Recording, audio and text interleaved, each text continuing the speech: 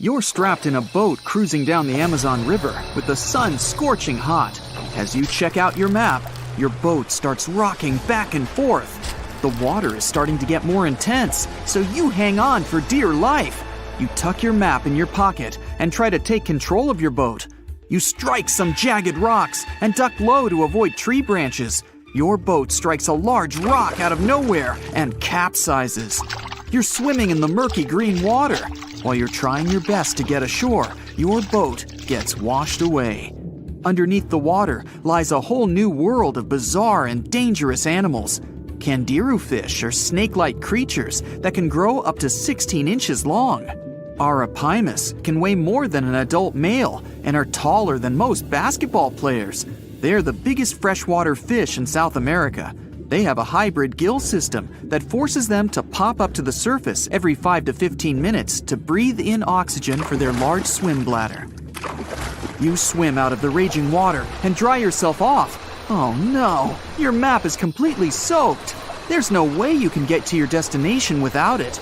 You venture into the thick rainforest, shoving the branches and leaves away. As you get deeper, you notice something on a tree. It's barely moving, but it's got sharp claws and a raggedy coat. It stretches its arm to another branch and tries to pull itself up, ever so slowly. Sloths sleep more than half their days and only head down from trees once a week. They're so motionless, they sometimes grow algae and moss on their fur. The rainforest gets denser with each step until there's barely any sunlight illuminating the path in front of you. You notice a figure following you. With every branch you step on, you can hear a faint sound right next to you creeping around. You start walking a bit faster, and the sound catches up with you. You make it out of the dense part and tread along a narrow path until you reach a cliff. You can't walk normally here, so you pin against the wall and walk sideways to cross the hills. You slowly move across with the river 30 feet below you. You move your right foot, and some rocks fall into the river. You keep going and misstep. You're about to fall, but you hold on to a large tree branch and pull yourself up. You notice a couple of colorful poison frogs inches away from your fingers. Touching any of these frogs can be extremely dangerous and harmful, despite their amazing color patterns. The golden poison frog is one of the most poisonous animals in the world. One of them hops right next to you, so you let go of the branch and fall back in the river. The river is washing you down until you reach a calm current. Underneath you is a swarm of piranhas swimming with their sharp teeth. The red color on their skin is unmistakable, so you swim off like an Olympic athlete. Piranhas will eat anything that gets in their way, no matter the size. You grip onto a log and climb up a small rock to catch your breath. There's a huge electric eel underneath the rock. Despite their name, they're more related to catfish than eels. They use their powerful 600 volts of electricity to defend themselves and catch food. You're stuck, unless you're like the common basilisk that can run on the water like a jet ski. These incredible lizards have special webbing on their toes and can run the distance of a basketball court. You hop on a bunch of rocks until you reach the land. You continue walking along the riverbank until you come across a moving rock. You rub your eyes and see it moving again. It's a dinosaur-looking turtle that resembles a crocodile with armor. The mata mata is a freshwater turtle that disguises itself with its surroundings to catch prey. Their heads stretch longer than their bodies. You shimmy your way past it and continue. You head back into the rainforest and find a spot to rest. Wait, there are giant ants everywhere. They're the biggest ants in the world and can produce one of the most painful stings out there, even comparable to a wasp's sting. You immediately get up and find another place to rest. As you continue walking along, you notice the same feeling of something following you. You can hear some leaves rustling, but it's getting dark and there's no way of telling. You find a nice little spot to build a campfire and catch some Z's. But in the Amazon, everything is a threat. Except for those cute capybaras wandering around. They live in groups next to water sources. They're also the biggest rodents in the world. You don't need to worry about them if you're stuck in the middle of the Amazon rainforest. Suddenly, you feel something slithering up next to you. You look down and see a massive green anaconda just about to constrict you. They are the heaviest snakes in the world and can grow up to 20 feet long and have a huge appetite. You get up and sprint your way out of there. All right, you found a decent cave to crash in. It's daytime again, and you're still alive. You continue walking along the rainforest. You were able to find some breakfast to boost your energy for the rest of the day. You spot something on a tree that looks like a branch, but it's actually a potu, a master of disguise that can spend days motionless on broken tree branches. These bizarre birds use those branches as their permanent home, where they lay their eggs and chill all day. You continue your way through the rainforest and see a Brazilian wandering spider crawling on a tree branch right in front of you. 8 of these species can be found in the Amazon area. They are some of the most aggressive and venomous spiders out there. So, you make a big detour and walk away from it. You feel someone walking next to you again, but you still can't figure out what it is. You see a steep cliff with a waterfall hitting a large lake ahead of you. Looks peaceful, until you see a team of black caimans gathering around the shore. They're the biggest predators in the whole Amazon ecosystem and feed on anything that moves. It's a good thing you're on high ground, otherwise, whoa! You slip and fall down the river, right on the deep end. So far, no caiman spotted you. You swim underwater and try to get to the opposite end of where the reptiles are. As you climb out and dry yourself off, you notice some large black spots on you. You try pulling them off, but they've latched on pretty hard. The Amazon giant leech finds its target by tracking movement and shadow. Once they attach themselves to the skin, it's extremely difficult to extract them. The best way to do so is to slide your finger next to its mouth and pull it off slowly. Ugh. You manage to get them off your body and see that the caimans are swimming towards you. You're pinned to the wall with the lake of hungry reptiles approaching. Suddenly, a pink dolphin jumps out of the water and splashes all over them. They can grow larger than humans and are the celebrities of the Amazon. Scientists think they get their color from the blood capillaries on their skin. The Amazon even has bull sharks swimming around. These carnivorous giant fish are threatening to humans and can swim in both saltwater and freshwater. These sharks prey on anything within their reach, including other sharks. The dolphin distracted the caimans, so you climb up the cliff and try to find the best way to escape. Opened jaws waiting for you to fall into the pit are right below you. You're lucky enough to escape to the top, but as your arms pull you up, the first thing that you see is a jaguar looking straight at you. It's the creature that's been following you this whole time. You get up while it starts circling you, timing its strike. You know that you can't take on a jaguar, nor can you outrun it, so you grab a large tree branch from the ground to defend yourself. It jumps at you, but you duck down in time. The jaguar lands in the water far away from the caiman crocs. It's a good thing these large kitties are excellent swimmers. You pick yourself up and continue. And to your surprise, you find your boat again. You fix it up and sail your way out of the Amazon. Whew! Hey, how do you feel about taking a trip back in time? We're diving into the history of the Amazon forest to unravel the mystery of its lost cities. Grab your bug spray and hop on. The Amazon forest is the world's largest rainforest. The environment there can be extremely challenging for human life. Yet, the legend goes that the Amazon has been home to sprawling settlements rich in unmeasurable wealth. Could that really be true? Or is that none other than a figment of our collective imagination? The legend of El Dorado might be the myth that started this whole thing. As European explorers began their excavations in American lands back in the 1500s, word got out of an Amazonian civilization that used to paint their leader in gold as an offering to higher powers. The legend of El Hombre Dorado, aka the Golden Man, began to quickly spread around Europe. Explorers got excited at the possibility of finding an infinite amount of gold somewhere deep within the Latin American jungle.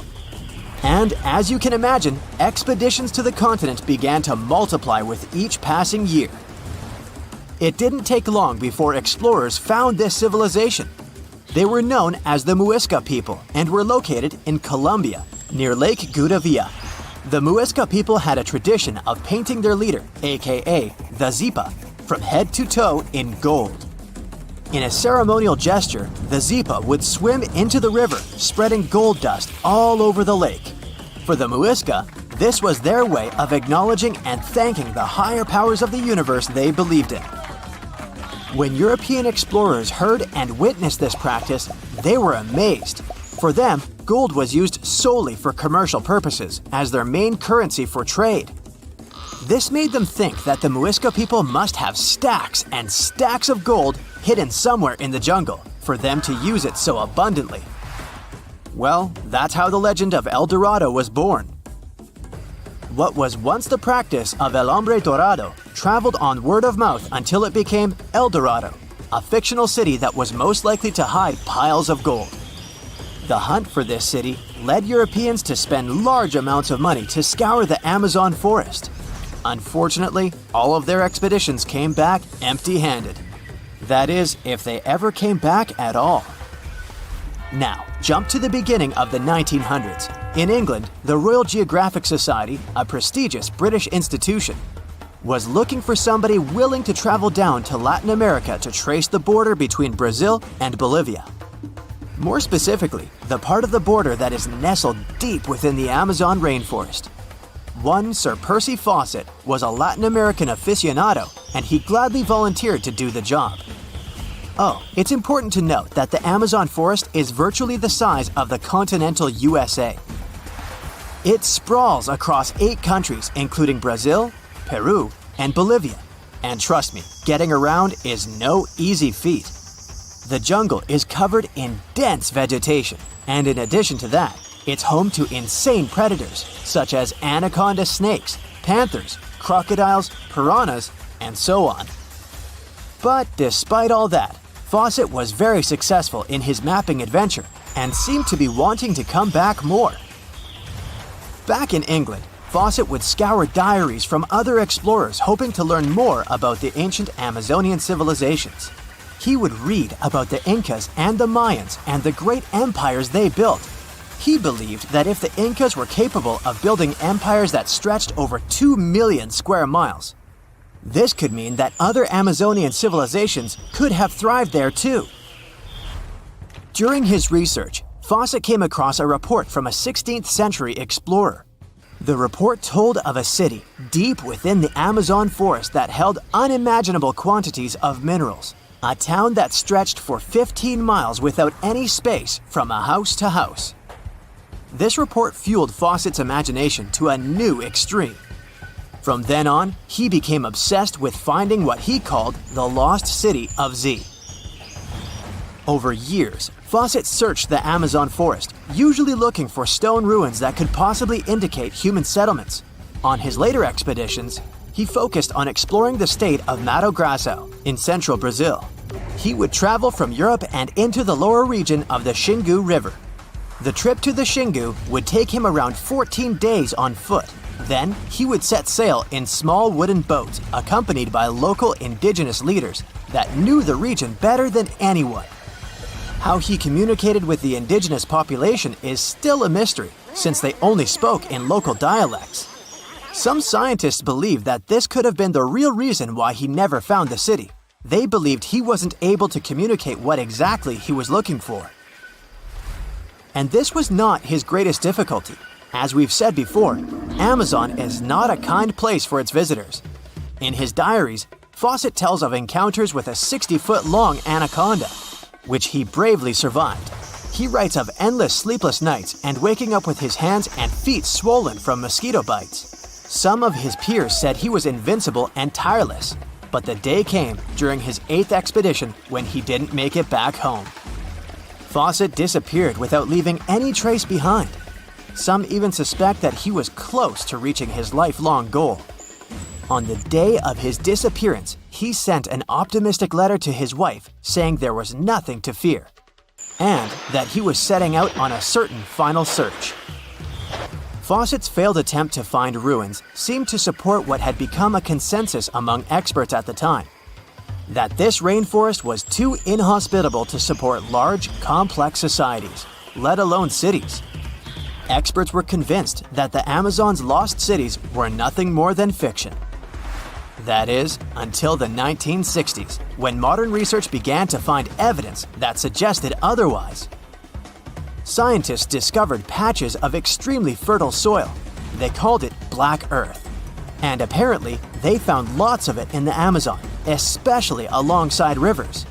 Further research even showed that such soil was created by human waste or the intentional burning of forests, which adds nutrients to the soil below, which could only mean bingo!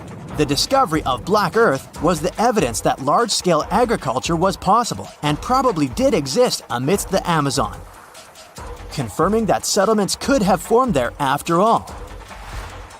In the 1990s, along the Xingsu River in Brazil, a team of archaeologists from the University of Florida made a remarkable discovery. Working alongside local indigenous people, they found very long ditches. After mapping them, they realized that these ditches were a sign of a big settlement. They were remnants of carefully designed walls centered around a plaza. Some were roads that led to more settlements. In fact, just this part of the Amazon, about the size of New Jersey, was once a network of dozens of settlements that experts believe could have been home to at least 50,000 people between 1250 and 1650 CE. Other discoveries were possible thanks to LiDAR imaging, a type of technology that allows researchers to take satellite pictures of the forest's ground without having to step inside of it. A network of trenches in Acre, Brazil, dates back to 200 to 1200 CE. These suggest settlements that could have supported 60,000 people. Other images from near the Xingu River suggest cities that could have housed about 50 million people. These were the lost cities of the Amazon. Believe it or not, these images suggest that Fawcett was very close to a major discovery. He was looking for the ruins in the right place, but he was looking for the wrong thing. Unlike cities such as Cusco, which used stone as their primary material, Amazonian settlements used wood and earth to build their cities. These materials are highly deteriorating and probably decomposed over time. Finding them required a bit more technology than what Fawcett had available at his time. Lake Michigan is one of the largest and most mysterious freshwater lakes in the United States. And now, deep inside it, scientists have stumbled upon something unexplainable. Vast, round craters scattered all across the lake's floor. It all started in 2022. A team of researchers wanted to map the lake's bottom and look for some shipwrecks. At first, they were sure it's going to be just some typical rocky terrain or sandy patches. But what they saw on their sonar screens stopped them cold. Strange, circular shapes that looked almost too perfect to be natural. They were hiding about 500 feet beneath the surface, in places where the water turns dark and impenetrable. Those guys are huge, ranging from 300 to 600 feet wide. They also plunge nearly 40 feet deep. And there are dozens of them, neatly arranged like some footprints. But the team had no idea what these things were. Then, in August 2024, the mystery only deepened. Using a remotely operated vehicle, they got a closer look at these formations. There were about 40 of them. No one had ever seen anything quite like this before in the Great Lakes. What could have created those craters? Could they be ancient? Perhaps remnants of some geological event lost to time? If that's the case, it's weird how long these holes have likely been sitting there, undisturbed. Theories started popping up. One possibility was that they could be sinkholes or dolines. Those are basically holes that suddenly appear in the ground when the surface layer collapses. The rock beneath the surface, often made of limestone, gets slowly dissolved by water over time, creating voids underground. When the surface of those voids can no longer hold its own weight, it caves in, and this forms a hole. Think of it like when you poke a straw through the lid of a drink. Sinkholes can be small dips or huge, spanning up to 2,000 feet. They can happen gradually or all at once. Sometimes they can swallow entire cars or even buildings. And Lake Michigan sits on limestone bedrock. It erodes pretty easily when water flows through it. Sinkholes like these have already been found in Lake Huron, and they look kinda similar. But there are some plot holes, no pun intended, with this theory. For example, it's wild how they all would be so huge. It's also weird and pretty rare for sinkholes to occur in a lake bed.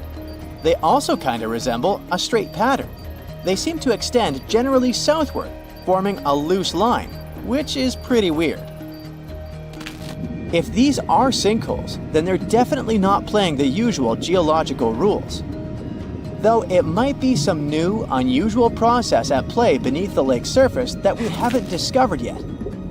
There's another theory though. Glaciers.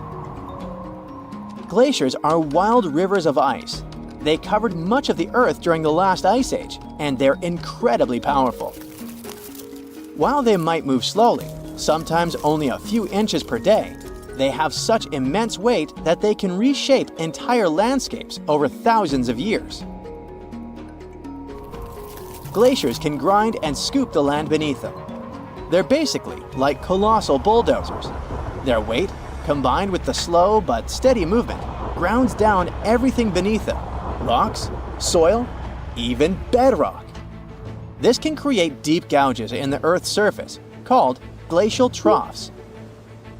During the last ice age, there were lots of glaciers all over the northern US, including the Great Lakes region. If they moved across what is now Lake Michigan, they could have carved out these deep holes. Glaciers often move in a pretty straight path. As they move, they cause terrain to erode, but the resulting erosion varies based on terrain. Sometimes there are places where the bedrock is softer or fractured, and these places are more easily carved and crushed by the glacier. That could explain why some holes could be bigger and deeper than others. Harder bedrock is less affected. But usually this leads to rounded, crescent-shaped depressions known as chatter marks. Those marks are more like grooves rather than circular, big craters like those in Lake Michigan. Once the glaciers melted, the Great Lakes themselves formed. If the craters were formed by them, they may have filled with water, becoming part of the Michigan Lake. Though this theory is more like a speculation, so we need more evidence. But there's another layer to this mystery. The craters are not just curious geological formations. They actually may hold valuable clues about early life on Earth. Parts of Lake Michigan, especially dark ones, are relatively low in oxygen. It's like a lighter version of deep ocean environments that often have very little of this element. For example, hydrothermal vents deep in the ocean, underwater openings in the Earth's crust with some hot, mineral-rich water that are often very low in oxygen. But some organisms love places like these. For example, opossum shrimp. Teeny tiny shrimp-like creatures that love cold, deep waters. They get their name because they have a pouch to carry their young until they're ready to be on their own, like an opossum. Or deep-water sculpin fish, small bottom-dwelling fish that also enjoys cold lakes. They're well adapted to living in dark waters and usually stay close to the lake bed. And weird organisms like invasive quagga mussels, which kinda look like shells. These are small freshwater mussels that have spread there to the Great Lakes. They attach themselves to hard surfaces and can cause problems for ecosystems by competing with native species for food and space. All these guys could be in Lake Michigan, and even more. There might be microbes or even bacteria that are specially adapted to these harsh conditions, just like it was in Lake Huron. There's only a handful of creatures that could survive deep within these craters, and studying them could give us insight into how life once flourished in Earth's ancient, oxygen-poor oceans. That's because it's in places similar to these, where some of the earliest life forms thrived. Early Earth had an atmosphere with little oxygen, although it was much more hot and ancient microbes adapted to this. The Great Lakes, especially Lake Michigan, have always had a bit of a ghostly reputation. Like even this mission was organized to study the shipwrecks. There were about 6,000 of them in the Great Lakes. Many of these wrecks are still sitting on the lake beds, preserved by the cold, fresh waters. And shipwrecks aren't the only strange things tied to the Great Lakes. Over the years, there have been stories of unexplained disappearances. Boats and even planes have vanished without a trace. The lakes, often calm on the surface, can suddenly turn dangerous with unpredictable storms and massive waves, leading to these mysterious events. Not even mentioning all the creepy stuff people notice there over the centuries, such as ghostly lights above water or bizarre weather patterns like eerie, sudden fogs that seem to appear out of nowhere. In 2007, they even discovered some prehistoric structure that looks like Stonehenge there. Well, it was way smaller, but still. It lay about 40 feet below the surface in the heart of Grand Traverse Bay, and it's speculated to be about 9,000 years old, way older than Stonehenge. Looks like this is a print of those who lived in the area thousands of years ago. These massive stones are arranged in a careful, winding pattern stretching over a mile. They range in size from basketballs to compact cars. But one, in particular, stands out. A boulder 3.5 to 4 feet tall, 5 feet wide. It's etched with the image of a mastodon, a creature that roamed the earth about 11,000 years ago before it went extinct.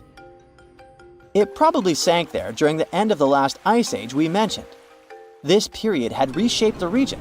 This place is underwater now, but back in the day, it was still dry land.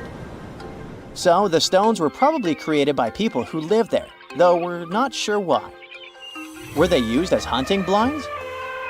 Or was it some sort of an ancient calendar? Who knows? Only about 15% of the Great Lakes floors have been explored. Now, scientists are gearing up for a deeper dive into this mystery, both literally and figuratively. They want to analyze the lake beds surrounding the craters, hoping that maybe something in the environment around them might have caused them to appear. They have initiatives like Lakebed 2030. These missions should map the entire underwater landscape. This would help us learn tons of interesting stuff about Lake Michigan and our planet's past. Who knows what other secrets these dark waters hide? It's the first day of your long-awaited trip to the Amazon forest. You flew all the way to South America. More specifically, you landed in the city of Manaus. It's the heart of the Brazilian Amazon. So far, you've traveled by air, car, and now water. You are on a tiny boat moving through the dark waters of the Amazon River. Yes, the river is also called the Amazon. And just FYI, it's the second longest river in the world. It loses only to the Nile River in Egypt. The Amazon sprawls for an impressive 2,700 square miles, beginning in Peru and ending only when it meets the Atlantic Ocean off the coast of Brazil. To get a closer look at the forest, you decide to start by exploring it by boat. First up, you watch some piranha fishing. You can even try to catch one yourself if you like. As you may know, piranhas are carnivorous fish that inhabit the Amazon River, so it might not be your best option to go swimming in these waters. One of the most emblematic species of alligators present in the Amazon River basin is the broad-snouted caiman. It looks pretty much like a regular alligator, except for the fact that it has a yellow chin. Your guide leaves the boat and searches the water to show you a caiman up close. He also tells you of another legendary creature that lives in the dark waters of the river, the pink dolphin. Lucky you get to witness a family of pink dolphins showing their fins near your boat. They look magical from the place where you're sitting. You've probably never known dolphins can be pink, huh? After a few mesmerizing moments, you discover that the dolphin's pink color is nothing but an illusion. The animals are originally pinkish-gray, but due to the brown colors of the Amazon River, they look vivid pink when you stare at them from above. Your guide tells you that the pink dolphin is a central character of Brazilian folklore. Locals believe that the pink dolphins can turn into humans and wander off into towns at night. You get off your boat near one of the entrances to the forest. Now you're going to continue your trip on foot. Your guide says that you are venturing into very dangerous terrain.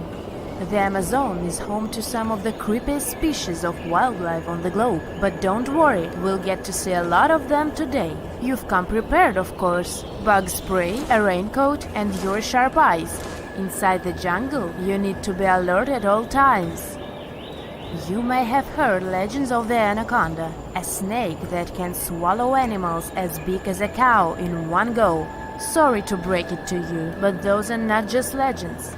Reptiles like these do actually exist. They live deep in the jungle.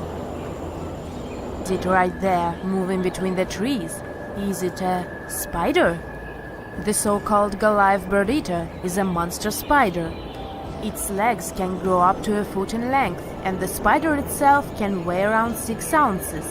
It's also known as the king of tarantulas. You shouldn't get too close, of course. It's not venomous to humans, but its bite can surely sting. As its name suggests, the Goliath bird-eater can even eat birds, as long as they are smaller than it is. Up next, you run into another species of spider that draws your attention. This one is so tiny that you almost don't see it. It's known by the popular name of the decoy spider. You see one of its creations, a gigantic spider built by the tiny Cyclosa spider in order to scare off large predators.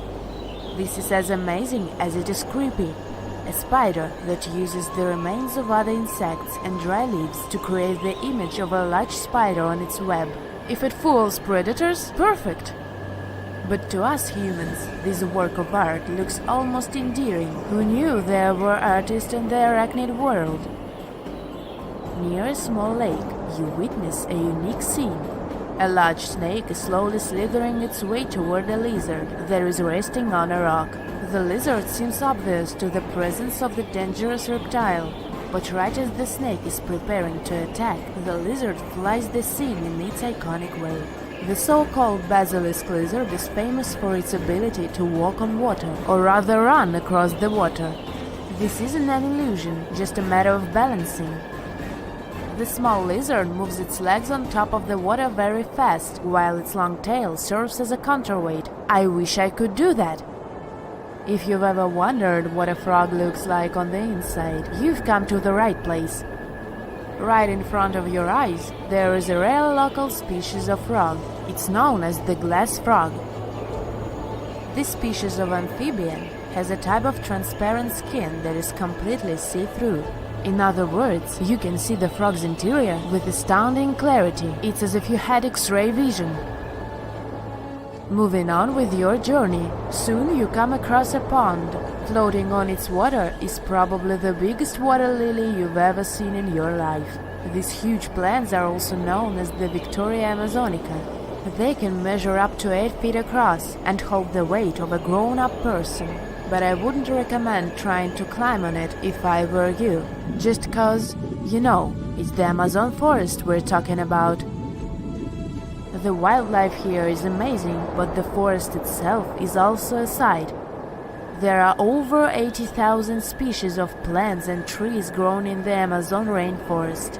In fact, you can find 10% of all the world's wildlife in this jungle. An estimated 400 billion trees grow on the gigantic area the forest occupies.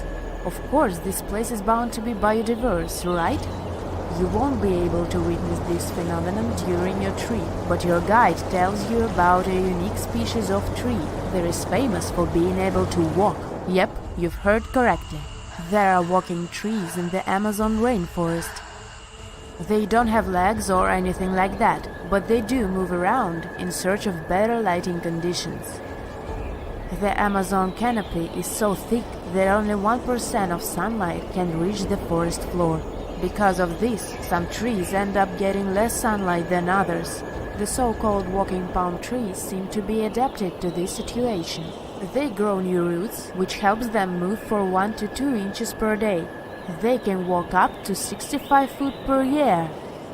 Maybe that's what inspired John Ronald Reuel Tolkien to create ants, huh? Those are pretty similar tree beings that roam freely around the world. I kid you not, it's not only wildlife that inhabits the Amazon. Actually, over 30 million people live in the forest. And there are also ancient settlements that scientists believe to have been thriving there. And I'm not talking about El Dorado, that's just a myth. But in 2018, a groundbreaking study showed that up to 1 million people probably inhabited the Amazon, between 1250 and 1500 CE. Can you imagine that? Working alongside local indigenous people, researchers from the University of Florida found several mounds in the Amazon. Besides these mounds, they also discovered interesting ditches and geoglyphs. After mapping all of these recurring mounds, scientists understood that this was a sign of an ancient settlement. They found remnants of carefully designed walls centered around plazas. This could only mean that these ancient cities were big and could host hundreds of thousands of people. These findings brought back the idea that the Amazon could have been home to thriving civilizations way before the Europeans arrived there. But rather than cities drenched in gold, they were simply well-developed agricultural societies. If you've ever driven over the Rocky Mountains, you've probably seen road signs for the Continental Divide, the backbone of North America.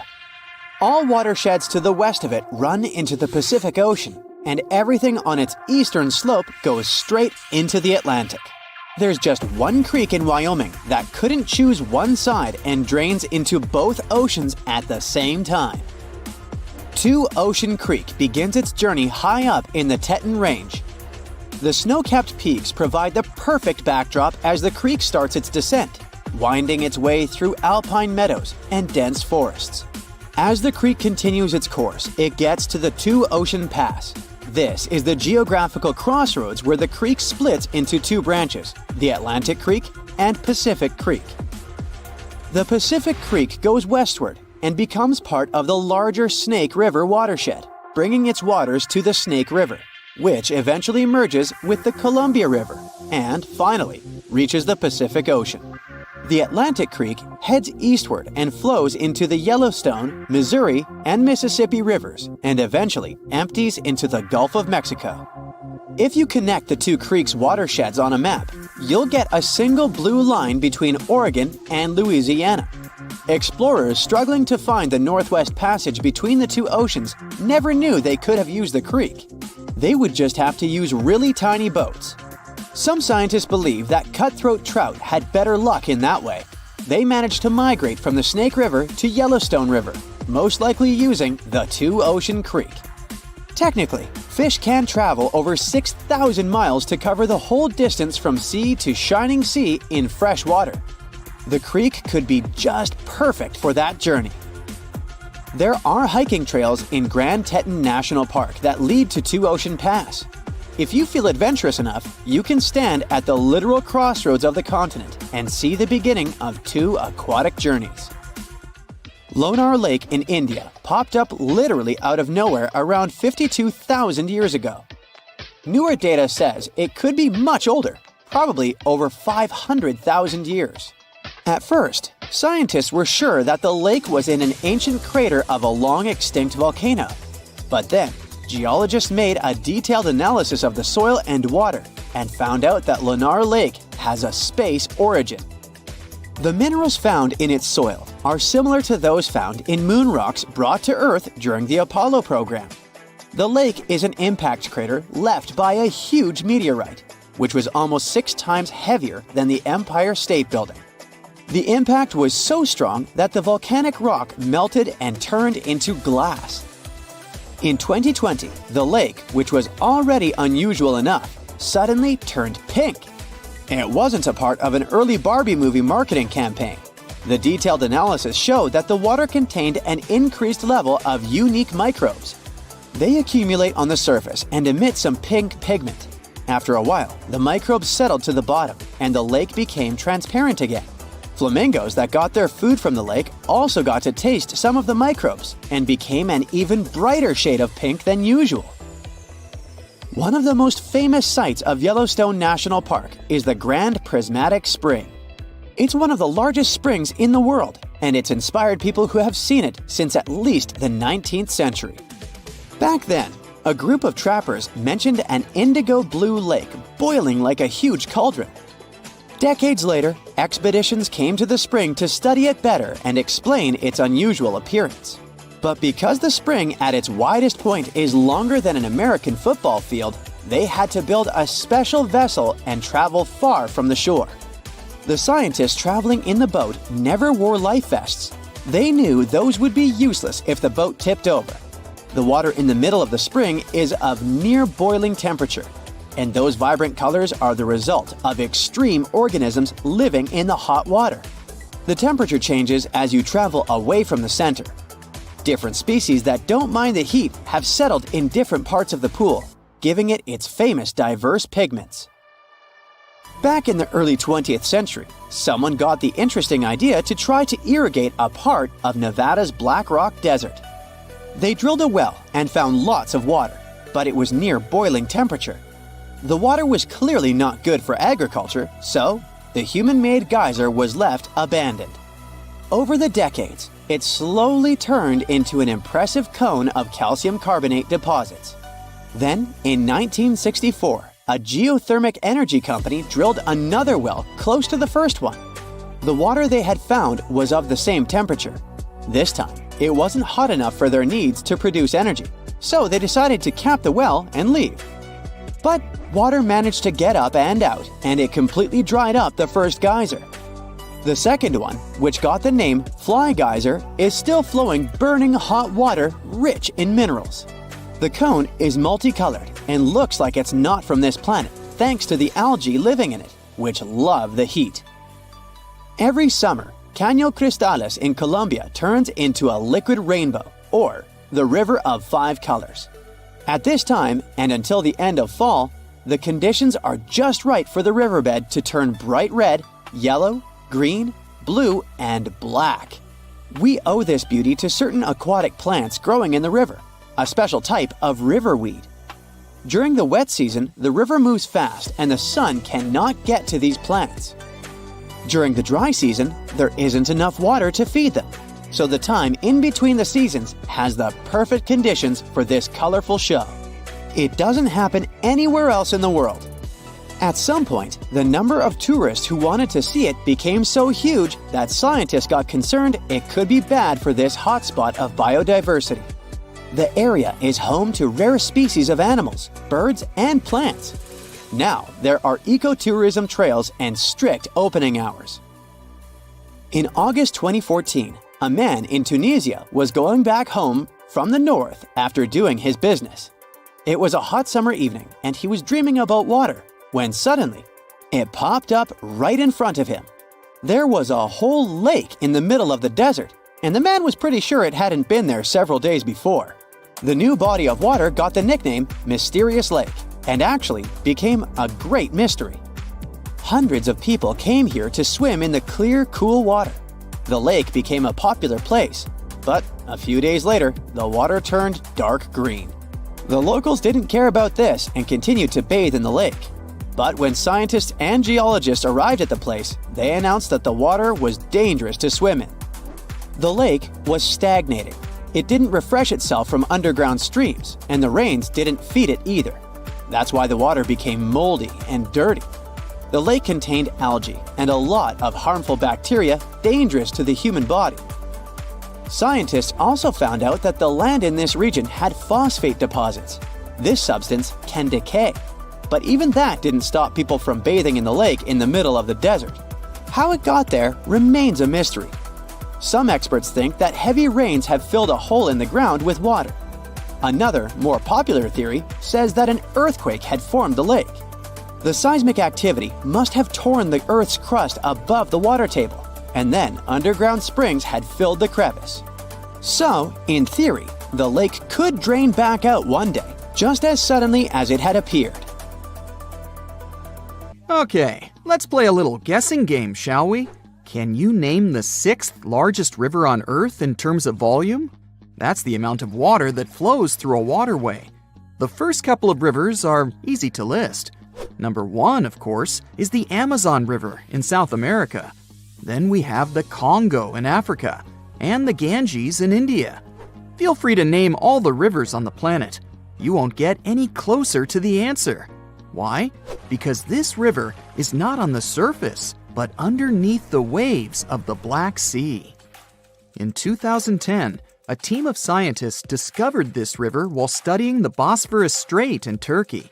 Sonar scanning revealed a channel at the bottom of the Black Sea.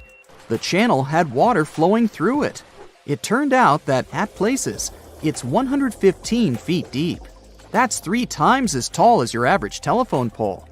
This flow of water acts like a real river. It has rapids and waterfalls, and its volume is 350 times greater than that of the River Thames in London. Talk about a strong undercurrent. If it was a surface river, it would really be in the top 10. Bad news for the Madeira River in Bolivia and Brazil, the present number 6. But how did this underwater river form? The answer lies in the amazing features of the Black Sea. It gets its water from 2 main sources. The first are the rivers that flow into it, like the Danube, Dnieper, and Don. Lot of D's there. But more importantly, they are all freshwater waterways. On the other side, quite literally, there is the Mediterranean, and it's salty, like a lot. When this salt water gets inside the Black Sea, it goes straight to the bottom. You see, fresh water is lighter than salt water. This creates stratification. It's a fancy term that simply means that the 2 types of water don't mix together. Salt water has a higher density, so it drops right down to the bottom. If you want to see how that works, you can do an experiment at home. Pour mineral water into 1 cup and salt water into another. Table salt will do. Then put a grape in each cup. You'll see how it immediately sinks to the bottom of the cup filled with fresh water. The grape will stay afloat in the cup filled with salt water. The same thing is happening inside the Black Sea. But there is another side to this phenomenon. The upper layer of water is rich in oxygen. This means it can support life. The bottom layer, however, is anoxic. Yep, you guessed it. This means there is no oxygen at the bottom. But this isn't a bad thing. Because of this trait of the Black Sea, shipwrecks are able to survive for centuries. Oxygen decomposes wood. And from what material did the ancient people make their ships? That's correct, timber. Recently, in 2018, scientists discovered the oldest Greek shipwreck on Earth. The merchant ship lies more than a mile deep at the bottom of the sea. Experts estimate that the vessel is 2,400 years old. The wreck was valuable for historians to study all the elements of ancient ship construction. From the mast to the rowing benches, it's all intact. The wreck lies some 50 miles off the coast of Bulgaria, but no one has seen it in person. Explorers sent a deep-sea ROV, or remotely operated vehicle, to film the wreckage. It was impossible for a diver to go down. But the Black Sea doesn't look that huge on a map. Could it be that deep? Oh yes, it's way deeper than people think. You could stack 6 Empire State Buildings at the deepest point of the Black Sea, around 7,257 feet. This inland sea isn't the only place on Earth where researchers have discovered shipwrecks and underwater rivers. One of the largest channels running along the ocean floor lies off the coast of South America. It runs from the mouth of the mighty Amazon and into the Atlantic Ocean. Studying underwater rivers isn't an easy task. The depth and the strong currents make it impossible to send in divers. Even the equipment for underwater research has to be sturdy. Otherwise, the current will just wash it away. That's why the underwater river in the Black Sea was ideal for scientists to explore. Earth's oceans and seas are powerful. But, lucky for us, there are places where divers can admire underwater rivers. Ever heard of a cenote? Sounds Spanish. Well, that's because it is. Cenotes are underground caves. They form after the limestone above collapses, revealing the groundwater under them. The term cenote is associated with the Yucatan Peninsula in Mexico. Ancient Maya used them as water sources. In the Mayan language, the word cenote meant sacred well. Researchers estimate there are some 10,000 cenotes spread across the Yucatan Peninsula.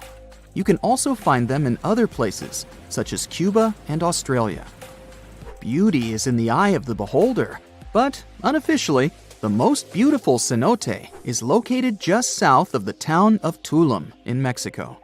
The name reflects the cave's divine beauty, Cenote Angelita. But people don't visit this cenote to go swimming. Its bottom is much more interesting. A scuba tank is all you need to finally admire an underwater river firsthand. The waters are dark and foggy, so divers use powerful flashlights. After a 100-foot dive, a marvelous sight appears, an underwater river with trees along its banks. Some of them even have green leaves, just like any other water flow on dry land. But it's not really a river. Here comes the fascinating part. Remember how saltwater and freshwater don't mix? Well, the river the divers see is actually a thick layer of fog between the two types of water. 3 feet of hydrogen sulfates to be exact. This is the compound that water processing plants use to remove chlorine from drinking water. The substance is so heavy that the fog it produces moves independently from the surrounding water, and it creates an illusion that a river is flowing underwater. But there are other real rivers that play tricks on you. Take, for example, the Mystery River in Indiana. It's the longest underground river in the United States. Explorers discovered the river and its cave system, Blue Spring Caverns, in the 19th century. Nearly 3 miles of the river are navigable. Isn't that impressive? You can book a boat tour on a river that you can't even see. But the most mysterious river on the planet is the Saraswati River in India. The coolest part about it is that it doesn't exist. It was an alleged river only mentioned in ancient literature. For centuries, people thought that it was just a myth. Then satellite images showed that it might be real. Ancient texts spoke of a major confluence of 3 mighty rivers, the Ganges, Yamuna, and Saraswati. The first 2 are visible today, but where's the third one? That's what scientists decided to find out. Images from an American satellite showed the presence of underground water in the area. Until then, researchers thought that these were paleochannels. This simply means that water flowed through them a long time ago. But, to their surprise, it appeared that there was still water inside these channels. Scientists estimated that the Saraswati River flowed above the ground some 5,000 years ago. But it didn't dry up completely. It just went underground, some 200 feet below the ground. Local experts believe that the river still slowly flows into the sea. The Saraswati River got hidden under the desert sand. This was a natural process, but many rivers have been forced underground because of human activity. In London, England, several dozen small and medium-sized rivers now flow under the ground. Maps from the 19th century still show them as rivers, but today they only exist in the names of the streets that were built above them, such as Fleet Street. The same thing happened in New York, but this doesn't mean that these streams have disappeared for good. When engineers want to rebuild or modify a building, they still consult city maps from centuries ago. No one wants a long-lost brook to flood their basement. Around 2,500 years ago, an earthquake completely changed the course of one of the largest and most famous rivers on the planet, the Ganges. Now, it's normal for rivers not to sit in one place, so if you live next to one, it could also just disappear without a trace or flood the whole city one day. In the case of the Ganges River, a supermassive earthquake became the reason for this dramatic change. Scientists say it might happen again, and it would be a huge problem for millions of people who depend on this river. The Ganges River starts as small streams in the Himalayas and travels a long way, over 1,500 miles. Along its journey, it meets other big rivers before all the water flows into the Bay of Bengal. The Ganges has the largest delta in the world among all rivers. Just like many other rivers in the region, it slowly changes its path over time. These changes, if they happen when a river wears away its banks, usually takes a long time, sometimes decades. Scientists have discovered that the Ganges-Brahmaputra river system has shifted several times over the last 6,000 years. When they looked at satellite images of the Ganges Delta, they noticed something interesting. There was a crescent-shaped dip in the ground about 28 miles away from where the river is flowing now. This depression was over 1 mile wide and stretched for many miles. They thought it might have been an old main channel of the Ganges River a long time ago. In 2018, the team decided to visit the area to check it out for themselves and take samples to learn more about it. While driving back home, they noticed a pit where someone was digging dirt to create a pond. The next day, they planned to fill it with water, but the researchers spotted something strange in the dirt. There were vertical bands of light-colored sand mixed into the darker mud. These special layers are clues from the past. They show that an ancient earthquake made sand and water shoot up from below the ground and created sand volcanoes that were trapped in time.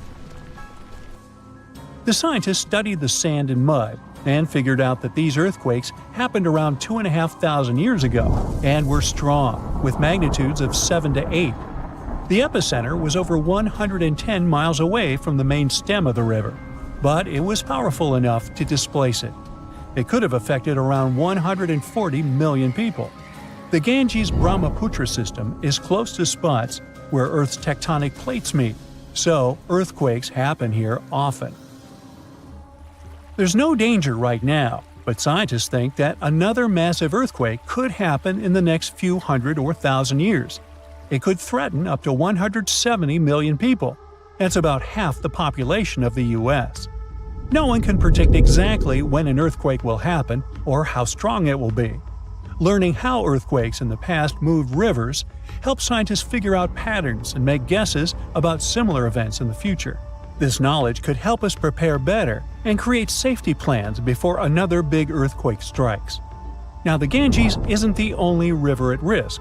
The Yellow River, the Irrawaddy River, and rivers in the United States, like the Klamath and San Joaquin, all face similar dangers. The mighty Mississippi River has also switched its path many times over the last 7,000 years. Right now, there's a huge system of dams and barriers called a control structure in central Louisiana. This structure's job is to stop the Mississippi from spilling over its banks and joining a nearby river. But scientists think that, in theory, these barriers wouldn't handle mega floods. So the Mississippi could break free and change its course again. This would cause massive problems, especially in southern Louisiana. One of the recent examples when a river changing its course caused disaster was the Kosi River in India. In August 2008, over just a few days, the river's path shifted by almost 60 miles, which is a huge change. Floods happen in some parts of the state rather often, but they hadn't seen such strong ones in over 50 years. They affected around 1,000 villages and 3 million people, and about 1 million people had to be evacuated to safety. Since many of these people hadn't faced floods in so long, they weren't ready to handle it quickly. It caused even more damage to their homes and lives. Scientists have been trying for decades to figure out what exactly makes rivers suddenly change their course. A new study explains that two things work together to make a river to do it. This process is called avulsion.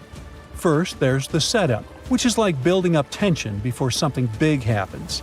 Over time, sediment, sand, dirt, and other stuff carried by the river gets deposited in certain places. It either raises the river above the land around it or makes a nearby slope steeper than the river's current path. Then there's the trigger, which is like the final straw that makes everything happen. This trigger could be a big flood, an earthquake, or even something like a pile of logs blocking the water. Now, researchers looked at satellite images of about 170 cases of avulsion from the past 50 years. They noticed these events happen most often near river mouths and near mountains. Rivers were about 3 times more likely to change course in these places than in the areas between them. They also studied 58 river channels in detail, using super clear maps to measure super elevation. That's how high the river is compared to the land around it. They also measured slope advantage. That's how steep a new path might be compared to the river's current one. They found that near mountains, rivers often pile up so much sediment that they become super elevated and spill over. But near river mouths, like in deltas, rivers need a steep slope advantage to break through the mud and form a new path. These two factors work together like a seesaw. If one is stronger, the other doesn't need to be as strong for an avulsion to happen. To figure out where a river might go if it changes course, the researchers created a smart computer algorithm. This tool uses maps to measure the terrain's steepness and the river's flow to predict where the river might move. They tested it on 10 past avulsions, and it correctly guessed the path every single time. Scientists hope they could use these findings to protect people living near rivers from sudden floods. Rivers changing course played a big role in creating one of the first organized administration systems in the world. Scientists found clues for this in the territory of ancient Mesopotamia. This name means the land between two rivers, and it was between the rivers Tigris and the Euphrates. People living there relied on these rivers for water, food, and transportation. Scientists wanted to figure out how these sudden changes in these rivers affected ancient people. To do this, they used 2 kinds of maps. The archaeological maps show how ancient cities grew over time, including what types of buildings people built. Certain buildings, like big palaces or city walls, could show when each city first had an organized administration. The second kind of map showed where the Tigris and Euphrates rivers flowed long ago. They often shifted, sometimes slowly, and sometimes very quickly and dramatically. Around the year 5000 BCE, Mesopotamia started to become drier and farming became harder. Farmers had to grow their crops near rivers, where they could use the natural floods to water their fields or dig little channels to bring river water to their plants. Because farming was so important, towns and cities grew near the rivers too, so people could stay close to their food. But when a river suddenly changed its course, people didn't give up. They worked together to dig long canals to bring water from the new river path back to their fields. The canals helped them get water again, and the administration buildings showed they were organizing as a community to solve big problems together. Check out the cool map of New Orleans, USA. See those bold gray lines around the city? Those are levees keeping the city safe from the red flood coming in from Lake Maurepas, Lake Salvador, and Little Lake. Without those levees, New Orleans would be in big trouble with rising sea levels. Even with the levees, the damage looks pretty bad. The Biloxi and Jean Lafitte Wildlife Preserve look like they're almost underwater on the map. New Orleans is not the only city in the US that's at risk of going underwater. The city of Savannah is located right in the middle of Hurricane Central. But even without Mother Nature's fury, the place is facing some serious sea level rise. The Savannah River to the north and the Ogeechee River to the south might both overflow into the surrounding marshland. And that's not even the worst part. By 2050, there may be massive floods every year that will make history books look boring. Sorry to break it to you, but Miami is on the line too.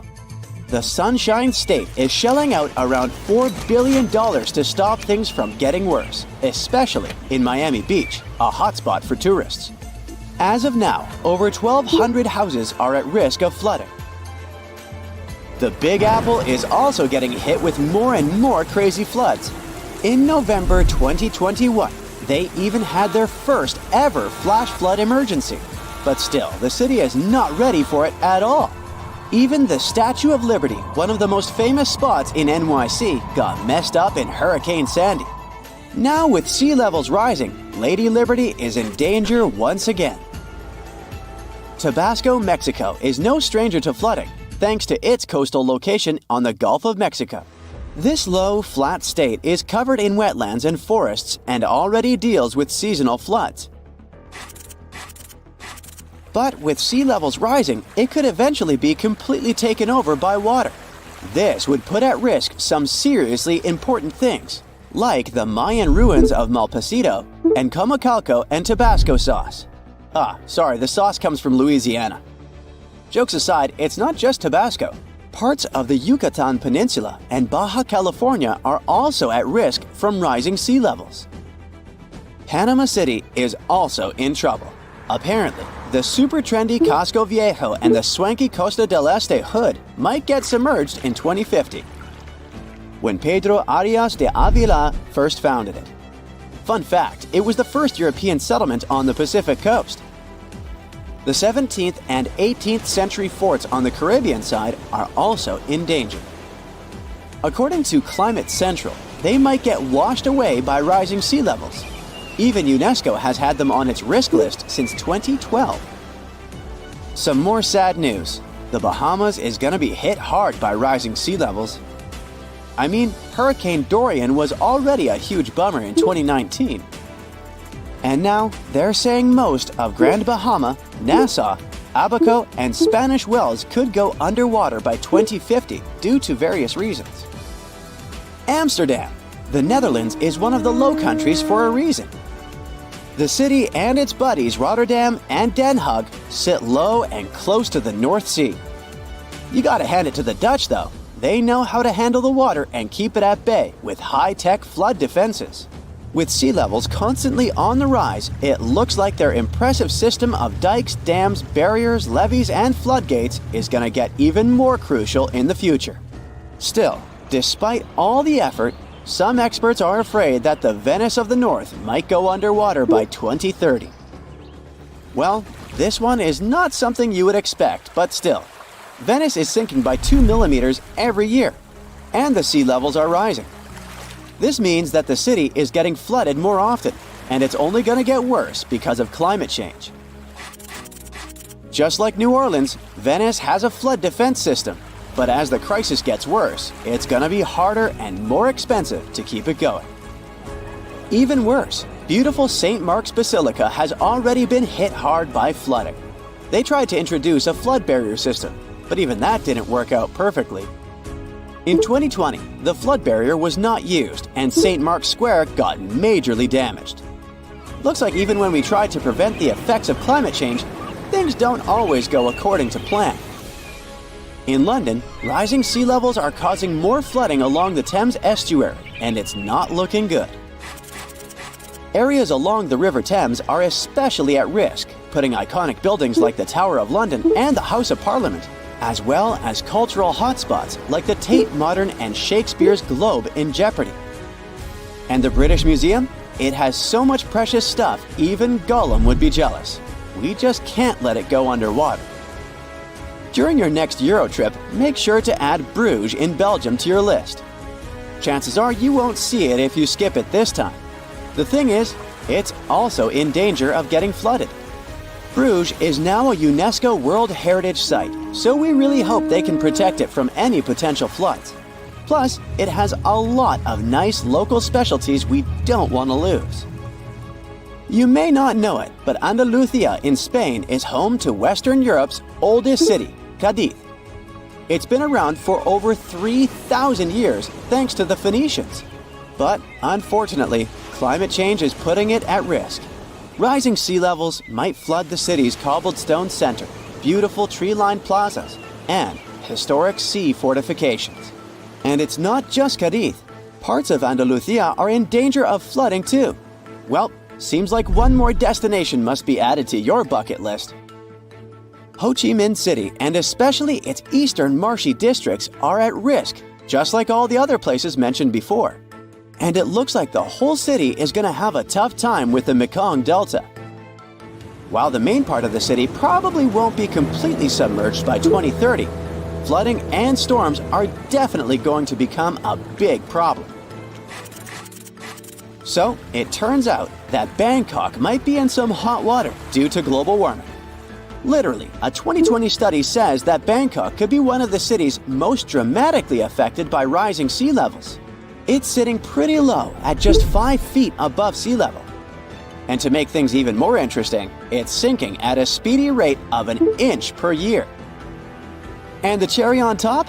The soil it's built on is super dense clay, which means it's basically a flood magnet. By 2030, parts of Bangkok, including the main airport, might have to get used to living underwater. The next city at risk is Kolkata, India. The fertile land in West Bengal has been a major key to their success for ages, but now it's causing some big worries in Kolkata and the surrounding areas. Just like Ho Chi Minh City, they could have some serious problems with all that rain during monsoon season. And the map of what could happen in 2100 is pretty scary stuff. The next destination is Shanghai, China. It's literally translated as the city on the sea, but it might actually end up under the sea. Climate control data is flashing red warning lights for this megacity, making it one of China's most at-risk cities. The Yangtze Delta, where Shanghai sits, and the Pearl River Delta, home to the Guangzhou, are both in hot water too, with lots of people living on low-lying land that might get flooded. The Maldives, a luxurious group of islands, already get flooded every year. Experts think they might lose 80 or even more % of their islands in the next 30 years. The Maldivian authorities aren't taking any chances though. They're already making plans to buy land in other countries, just in case they need to relocate the whole population. So think about it. What was the weirdest thing you've ever done for work? Printing hundreds of pages of useless reports or unknotting holiday lights? Well, there's a scientist out there who spent 100 days below the surface of the Atlantic Ocean. Dr. Joseph Dieterich, or rather Dr. Deep Sea as he likes to call himself, was living underwater as part of Project Neptune 100. This project is a long-term study of how compression affects humans, both physiologically and psychologically. Dr. Deep Sea, who's a biomedical engineer and University of South Florida associate professor, went under the sea to see if increased pressure can help humans live longer and prevent health problems that come with old age. From day one of the mission, Dr. Dieterich was actively sharing what was going on in his social networks. He mentioned that another important goal for him was to inspire scientists from different generations to study life undersea. After 74 days of the mission, he officially set a new Guinness World Record for the longest time living in an underwater fixed habitat. But he didn't just jump out on the surface after it, woohoo, and stayed the planned 100 days. The scientist definitely wasn't bored for those 14 weeks. He collected data, collaborated with other researchers, virtually taught a biomedical engineering course at his university, and reached out to thousands of students from 15 countries online. Once the mission was over, Dr. Dieterich was greeted by his family and friends, the media, and many fans who were following his work online. Dr. Deep Sea is now 55 years old, and he claims that living underwater has really made him feel 10 years younger. The doctors who greeted him and the results of the tests they have so far prove the de-aging effect. Our hero has some improvement in his sleep and metabolism. He also noted that his body had shrunk a half an inch. Wow, 2,300 more days and he'd be a foot shorter. Maybe. Probably not. If you want to try a light version of what Dr. Deep Sea has gone through, you have two options. The first option is hyperbaric oxygen therapy. You go inside a special chamber where the air pressure is higher than normal. It helps more oxygen get inside your lungs. It has a healing effect on your body.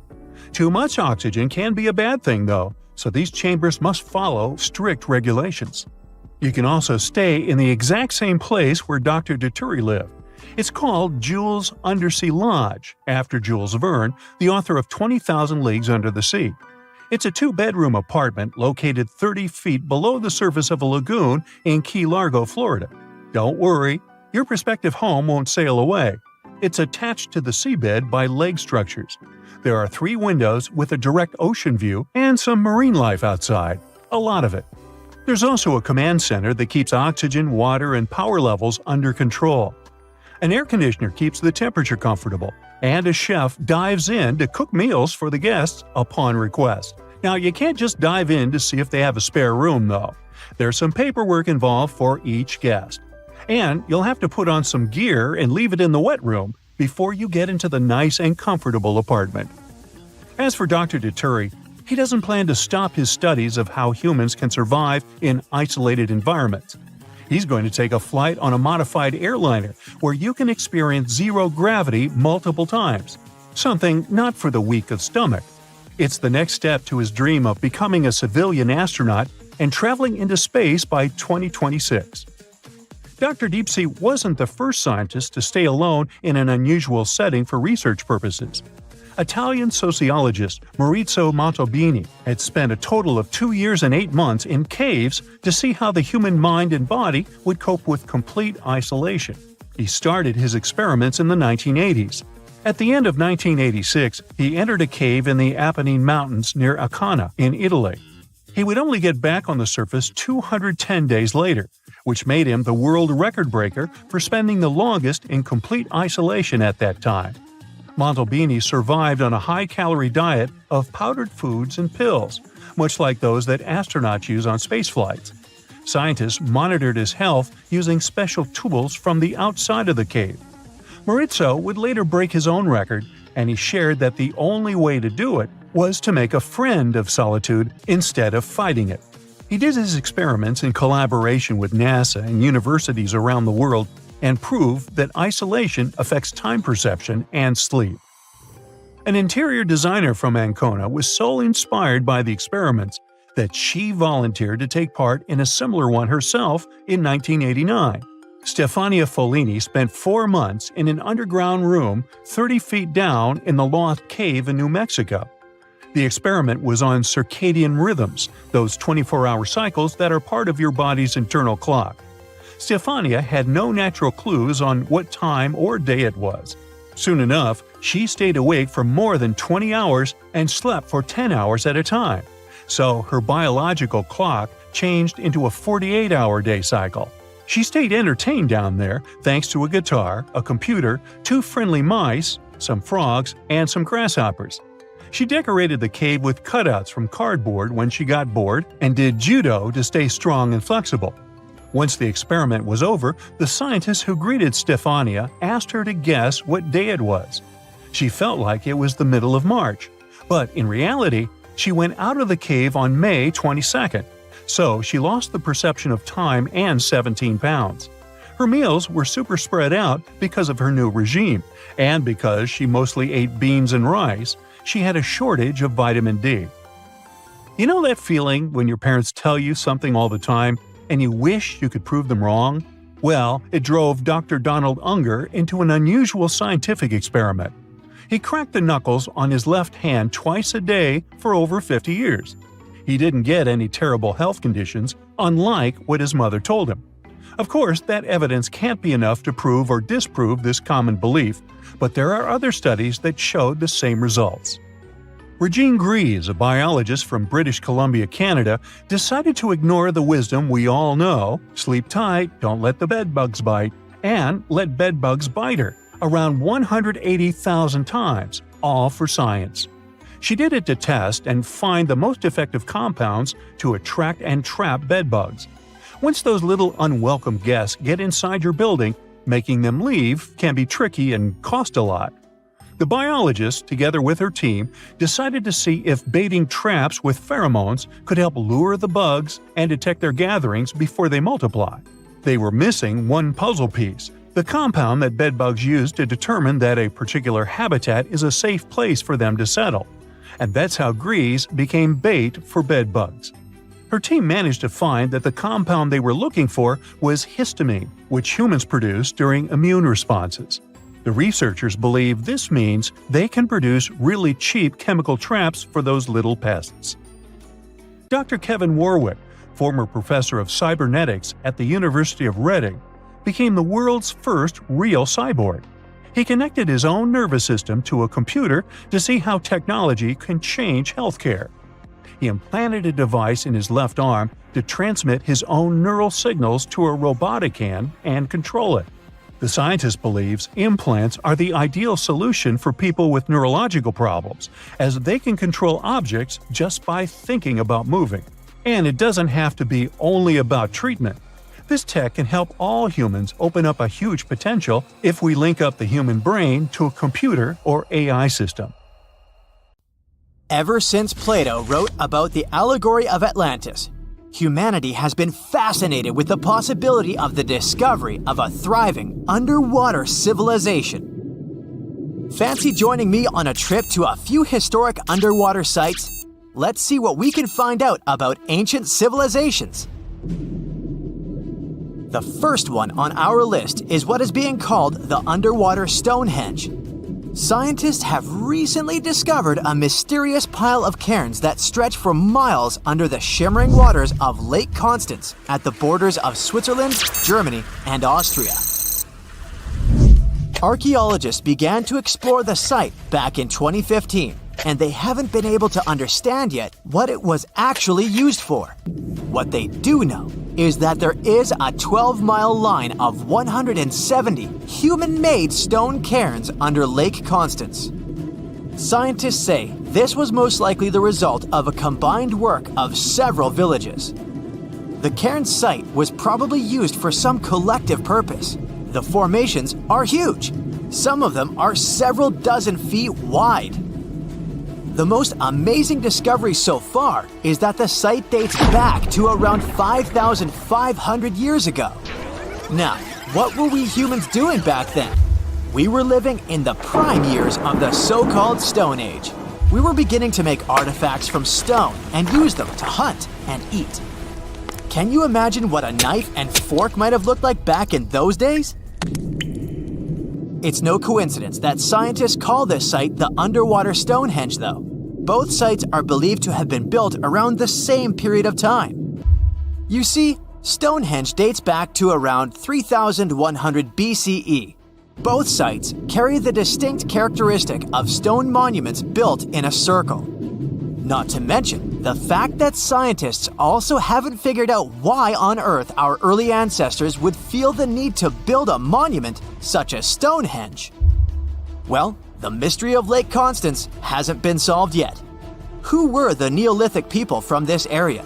And for what purpose did they go through such an amount of work and effort to build this huge stone site?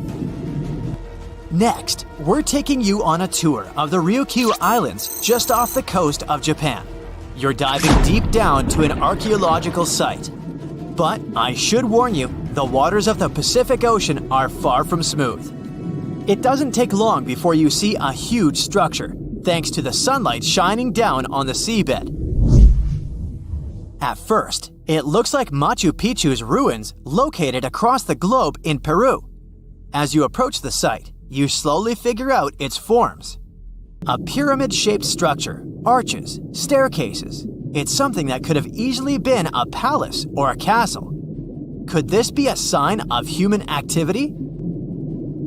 What you've just seen is known today as the Yonaguni Monument. It also goes by the name of Japan's Atlantis. The entire monument is about the size of 5 soccer fields and the height of a 5-story building. Its most surprising feature is its expanse of terraces. Explorers and scientists believe that Yonaguni might be 10,000 years old. But whether it's a human-made structure or a natural formation is still under debate. For Japan's top marine geologist, Professor Masaki Kimura, Yonaguni is the heritage of a lost civilization. Kimura has dived to the bottom of the ocean to explore the ruins over 100 times over the past 10 years. According to him, there are clear signs of human activity down there. On the monument's surface, there is a triangle-shaped concave that is a historical symbol of water fountains in the region. There's also a giant turtle carved on the eastern side of the structure. And, according to Kimura, turtles have an important cultural meaning. Several pieces of stone tools have been recovered from the site. Their estimated age is around 10,000 years. However, not all scientists support this theory. For many, Yonaguni is the result of thousands of years of erosion. The fact that the monument is composed of one massive rock leads them to believe it's not human-made. The defined edges and flat surfaces resemble a natural formation in Northern Ireland, known as the Giant's Causeway. The basalt columns look like the ruins of a palace, but they're actually the result of volcanic activity in the region. Now, you're flying to the coast of Greece, 4 hours away from Athens. More specifically, you're in the Peloponnese Peninsula. You dust off an old snorkel and head for a free dive on a bright sunny day. Sometime into the dive, you start noticing patterns on a seabed. 13 feet below the surface, outlines of familiar objects start to appear, one by one. As you continue swimming, what looks like the outline of an entire city emerges in front of your eyes.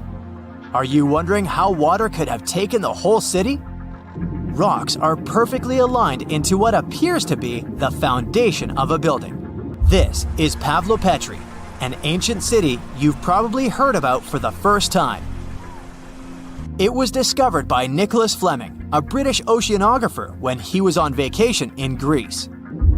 He had heard rumors about Pavlopetri's existence and indeed found several artifacts on the seafloor. He went back to the area a year later with the team. They found a site filled with pots, storage vessels, and tools. A kernstone, for instance, is a tool used for grinding grains and turning them into flour. Multiple amphoras indicate that this settlement dates back to the Bronze Age, 5,500 years ago, when people started living in towns. The settlement is believed to have existed for over 2,400 years. Today, Pavlopetri is considered the oldest submerged town ever discovered, and what's impressive is that it wasn't a simple village. It was a vibrant port city with stone buildings, a marketplace, streets, and even squares. The next stop on our voyage is one of today's most famous underwater cities that has been turned into an archaeological park. The city of Port Royal in Jamaica exists only below the surface, but in 1692 it was one of the wealthiest cities in the Western Hemisphere. Port Royal was the center of the British Empire at the time and an important trade city that attracted people from all over the region. It was also home to real-life pirates of the Caribbean. On the morning of June 7, 1692, the people of Port Royal met a different fate than they had probably expected. The city woke up shaking. People were thrown out of their beds by the power of a massive earthquake, ranking 7.5 on a Richter scale. One survivor said he had seen Earth opening up and swallowing the whole town. What he said could be true, as the city was mainly built on sand. The ground swallowed buildings, roads, you name it. Geysers erupted, and finally, waves as big as 10-story buildings hit the city. About 33 acres of the city disappeared under the water. Amazingly, most of its 17th century remains are still in good condition under 40 feet of water. Archaeologists have found taverns, storage rooms, kitchens, and recreational buildings used for diverse purposes. You can also see a grand lion statue, a submerged bridge, and many picturesque arches. Of course, I saved the best for last: India. Just off its coast lies another sunken marvel. A site known as the Lost City of Cambay is located in the Gulf with a similar name. It remained undiscovered until 2001, when the National Institute of Ocean Technology made a routine water assessment. With the help of sonar technology, which sends a wave sound to the bottom of the sea, they found something far beneath the surface. Images showed well-defined geometric shapes spread along a 5-mile stretch. The remains date to more than 9,500 years ago, meaning this civilization was lost at around the end of the Ice Age. Debris recovered from the site included construction material, pottery, beads, sculptures, and even bones. Scientists argue whether these artifacts are indeed from the site, but if they truly are, then the lost city of Cambay might be the oldest civilization in the world. China plans on building a train that will connect mainland China to to the United States. The track will start in the northeast region and then make its way through Siberia in eastern Russia. It will then go under the sea through the Bering Strait into Alaska in the US through a 125-mile underwater tunnel.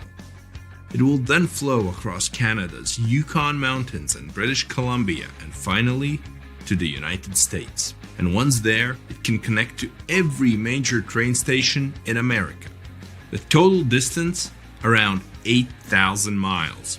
This China, Russia, Canada, and US network was conceived in 2014 by a group of Chinese engineers who had a vision of a major transcontinental train track. They claim that if the project is built, then you will need just 2 days for a trip from China to America without having to go to the airport. A train ride is much smoother than a plane and offers people better opportunities to experience traveling near the ground rather than up in the air.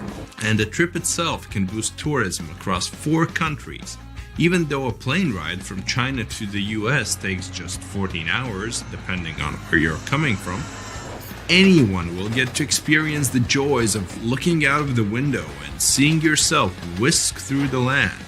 This new rail system will be 1,800 miles longer than the Trans-Siberian Railroad, which is the longest railroad in the world, and the tunnel itself will be 4 times longer than the English Channel. If the project gets the green light, then it would cost a total of $200 billion.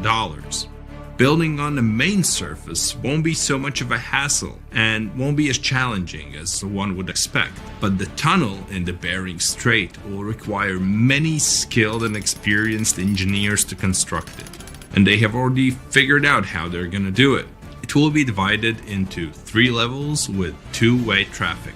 The upper level will accommodate the high-speed trains, while the bottom level will be for the slow-moving cargo and passengers, while the middle level will be reserved for emergencies. The cargo train can move up to 100 million tons of cargo, which makes up 8% of the world's freight cargo between Europe, Russia, China, Japan, South Korea, Canada, and the United States. Passengers wanting to leave from Alaska to Russia and vice versa will only have to take a 20-minute high-speed train ride to their destination. The tunnel alone in the Bering Strait will cost around $35 billion. From start to finish, it could take anywhere between 12 to 15 years to complete. The project will involve many international firms and construction companies to help out with completing it. This could possibly be the most expensive project in history if funded properly. And it has to be strong enough to handle the icy waters in the Bering Strait and the strong waves around it. The China, Russia, Canada, America railway line would be the most expensive and ambitious mega project in history and would take years to complete. But according to some resources, China is confident that they have the technology necessary to do something of this scale. It will change the transportation industry forever and increase tourism across all continents. If this project is going to be built, then it would be technically possible to travel from a train station in Portugal all the way to the United States. Europe has an impressive train network that's all connected to each other. From Eastern Europe to Central Asia, you could take a train from certain countries until you end up in China. For the past 20 years, China's speedy rail network has grown incredibly. It has the world's largest high-speed rail network that covers more than 23,000 miles. Based in Shanghai, it's also the fastest commercially operating train, which reaches speeds up to 270 miles per hour. So once in China, you can get on any train and speed off to wherever you want to. It will be the ultimate traveling experience to only travel by train from continent to continent. There won't be any need to travel by an airplane. So if you have fear of flying, let's say, then this will be the perfect way for you to go by. But building train tunnels underwater isn't easy. The best engineers have to figure out all the risks beforehand. The Channel Tunnel, for example, is an underwater train that takes you from London to Paris in just 2.5 hours at cruising speed. The train is highly equipped with the most advanced technology in the market to ensure comfortable travel. If you have any work to do, then you can just pop open your laptop and connect to the Wi-Fi. Want to take a break? Just head to the cafe for a quick drink and enjoy the lounge feel and the great beverages. And if you feel like watching a movie or catching up on your favorite TV series, then the train offers that too. You won't feel the time pass since you can just relax in luxurious leather seats in business premier class. Train travels at around 186 miles per hour and is considered to be the world's longest underwater tunnel, considering that most of it is submerged. The tunnel itself is 31 miles long and costs $6.3 billion. It began construction in 1988 and was completed 6 years later in 1994. It was considered to be one of the 7 wonders of the modern world, in line with the Empire State Building in New York, or the Panama Canal, or the San Francisco's Golden Gate Bridge. And just like the China to US Dream Project, this tunnel also has 3 tracks, 2 used for trains and a smaller one for emergencies. Each shuttle is 2.5 thousand feet long and needed 13,000 employees to construct it. Even though many people got to visit the City of Love in Paris and the multicultural hub of Europe in London, the channel is also used for import and export. According to some reports, 26% of traded goods travel between the UK and the rest of Europe each year using the tunnel. China approved the first underwater speed train from the port of Ningbo near Shanghai to Zhoushan, which is a group of islands on the east coast of China. The brand new railway will stretch for around 50 miles, with a decent part of it built underwater. What makes it cooler is that the train will rely on a magnetic track where the train cabins will float in the air on the tracks and speed away. If this project becomes a reality, then it will most likely feel like riding in a royal carriage. You can book cabins and rooms with multiple bedrooms and accommodations. You'd be treated like a guest of honor at any ceremony. Constant entertainment and food are yours all day long. Ticket prices may vary, but still be expensive, so not everyone could afford it. There's high-speed Wi-Fi, of course, in all areas, with some of the best seats in the world. It will be possible to live in Europe and work in Asia without flying. Even living in Russia and working in Alaska can be a reality. And if you were in the US, you can also remain on the ground and still get to London via the network. And once you reach Europe, you'd have to take the train to Paris and then the Channel to London. But there hasn't been any news on the project so far. It hit an economic wall and is still in the conceptualizing stages. Many critics didn't hold back on how this project could not revolutionize the transportation industry, but might instead sink it into more depth. They claim that cargo ships and flights are just as good and a lot cheaper, so there's no need to put such large amounts of money for something that maybe only a handful of people can use. Moving cargo through trains won't necessarily be as fast as planes or ships. If this train network replaces shipping and flights, then many people who work in aviation would have to change jobs and move on to trains. Of course, something like this wouldn't happen overnight and would probably take decades. This project might even open doors for countries in Asia and Africa to build mega network speed trains all connected to each other. You might one day travel by train from South Africa all the way to the United States, passing through Africa, the Middle East, Central Asia, China, Russia, and eventually the US. And if the train network expands even more, it can reach all over South America, which would make your trip even longer. It could reach every continent in the world except Antarctica.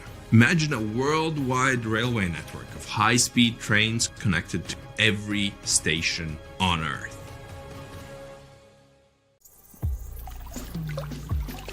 Now, of course you know that the Amazon River is famous for its piranhas, bull sharks, and other creatures you don't want to meet.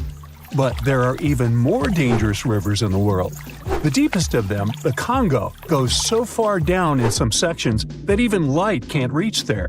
It's the only major river that crosses the equator twice and carries enough water to fill more than 13 Olympic-sized swimming pools into the Atlantic Ocean every second. Wow!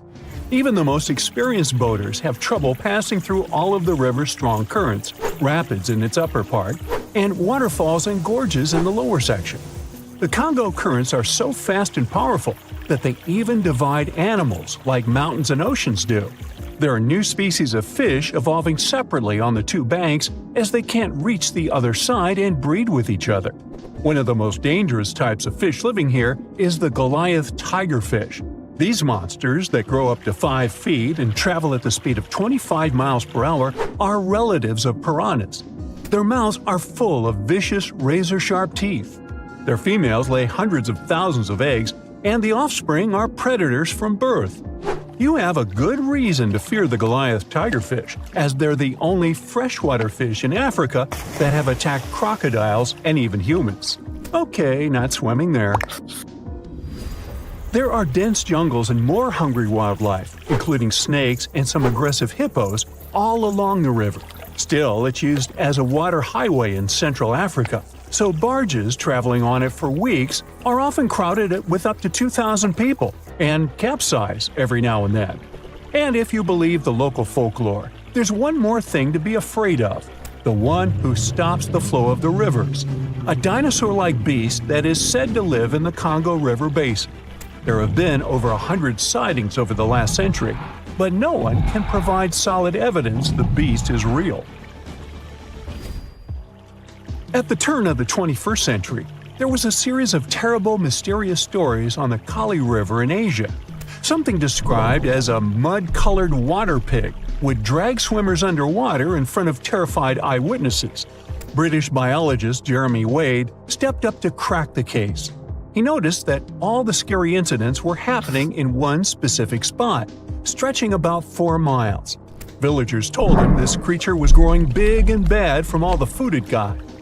Wade examined the water with a depth sounder and thought it could have been a whirlpool. Then the monster dragged a domestic water buffalo into the water. The buffaloes are big and heavy, so the creature that attacked it would have to be super strong. Saltwater crocodiles don't go so far inland, and the most common local species of crocodiles don't live in cold waters. There were no bull sharks in the area either. Finally, Wade spotted several goonch catfish underwater.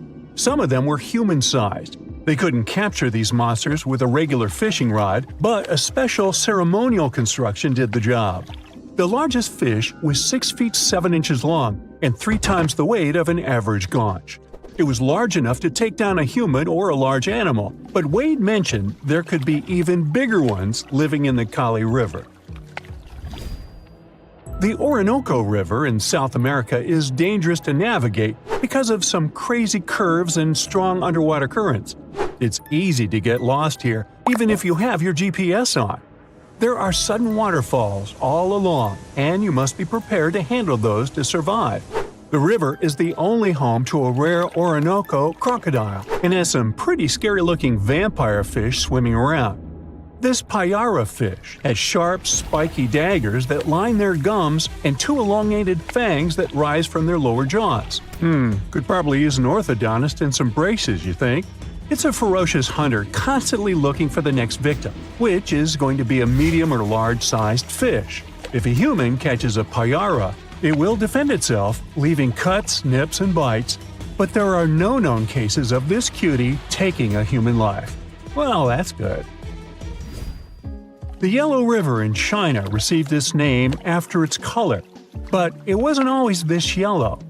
It was first formed at least 30 million years ago and shifted its course over 30 times over the centuries. Yellow sediments moving downstream from a plateau in the distance transformed it from clear to muddy. This fine-grained substance piled up at the bottom of the river and formed natural dams. The huge amounts of water that the river carries need to find their way to the sea, and that's when major floods happened. taking several million lives in various epochs. The locals tried to solve the problem by building higher and higher levees, but it only made things worse. Water coming out of the river would now have nowhere to back up, as the riverbed was higher than the surrounding land. This even shifted the river's mouth. Now there are massive dams and dikes all along the river to try to contain it. The Parana River is the second longest in Latin America and has many tributaries. They flow in from the highlands near the Andes, and there's a huge drainage in the wet season. This makes the river a perfect home for, guess what, piranhas. There are 30 to 60 species of these scary fish in the Parana waters. In late 2013, they attacked bathers cooling off by the water on a hot day. People started running out of the river as they felt something was biting them in the water. Luckily, no one lost their lives in the accident, but it's still considered one of the most audacious piranha attacks ever recorded. Biologists later determined that the type of piranhas, called palomates, was to blame for this, and humans had probably disturbed their breeding grounds. Well, the piranha also has a strong current that is tricky for boats and swimmers to overcome. Plus, it often floods, which can be dangerous for people living in the surrounding areas. The longest river in the world, the Nile, flows through 11 countries all the way into the Mediterranean Sea. Expeditions have spent centuries looking for its source, and no one still knows for sure where this mighty river begins. Adding to the mystery, the Nile takes an unexpected turn right in the middle of the Sahara. Scientists have figured out the reason is a massive underground rock formation from millions of years ago.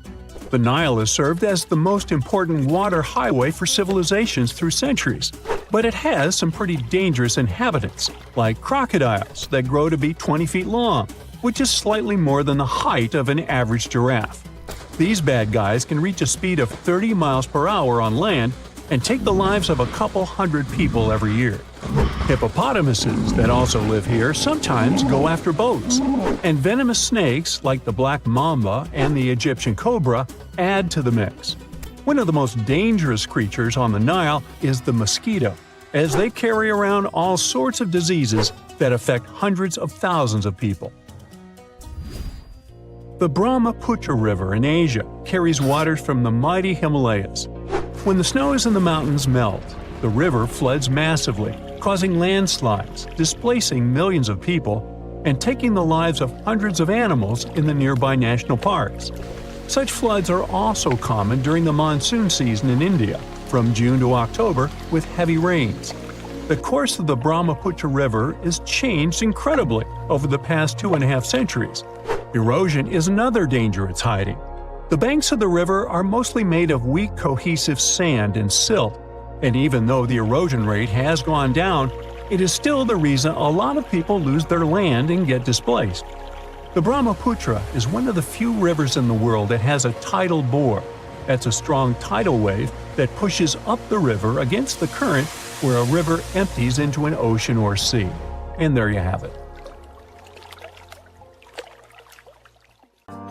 Most rivers in the world flow into the sea, but the Okavango in Africa takes its massive waters right into the Kalahari Desert. And it looks like this river manages to do the impossible and defies gravity. The Okavango starts in the highlands of Angola, runs for 1,000 miles like any other normal river, and then drops into the largest inland delta on Earth, known as the Okavango Swamp. The delta has land slopes dropping at nearly 150 feet, which is about half as tall as the Statue of Liberty. The area where the Okavango Delta is now used to be part of a lake that dried up around 2,000 years ago. It takes the Okavango water several months to complete its journey, and the landscape there is never the same. The first European to have found the delta was the Scottish explorer David Livingstone. Yeah, the Dr. Livingstone, I presume, guy? That's him. When he first saw it, he was shocked as he noticed that the water seemed to be flowing backward and even uphill. He saw two strong watercourses connecting the Okavango to the wetland systems to the east. Decades later, other explorers saw them completely dry. Several years later, the watercourses were full again, and they kept emptying and filling up, sometimes changing direction. Scientists managed to explain this mystery when they found a hidden network of faults, part of the Great Rift Valley, under the sand. When major earthquakes happen, like the one in Indonesia in 2004, the Earth sets off a chain reaction. Tiny cracks underground shift just enough to send a trickle of water down the river, and a flood begins, raising the water levels. Plus, in May and June, when winter begins in the southern hemisphere, floods bring more fresh water and life to the swamp. Islands get submerged completely during the peak floods and then resurface again at the end of the wet season.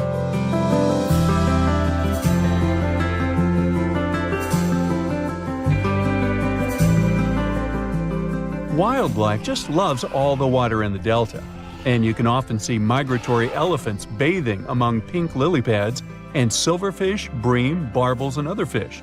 There are lions, cheetahs, buffalo, wildebeests, hippopotamuses, hippopotami, zebras, wild dogs, crocodiles, and other species of animals.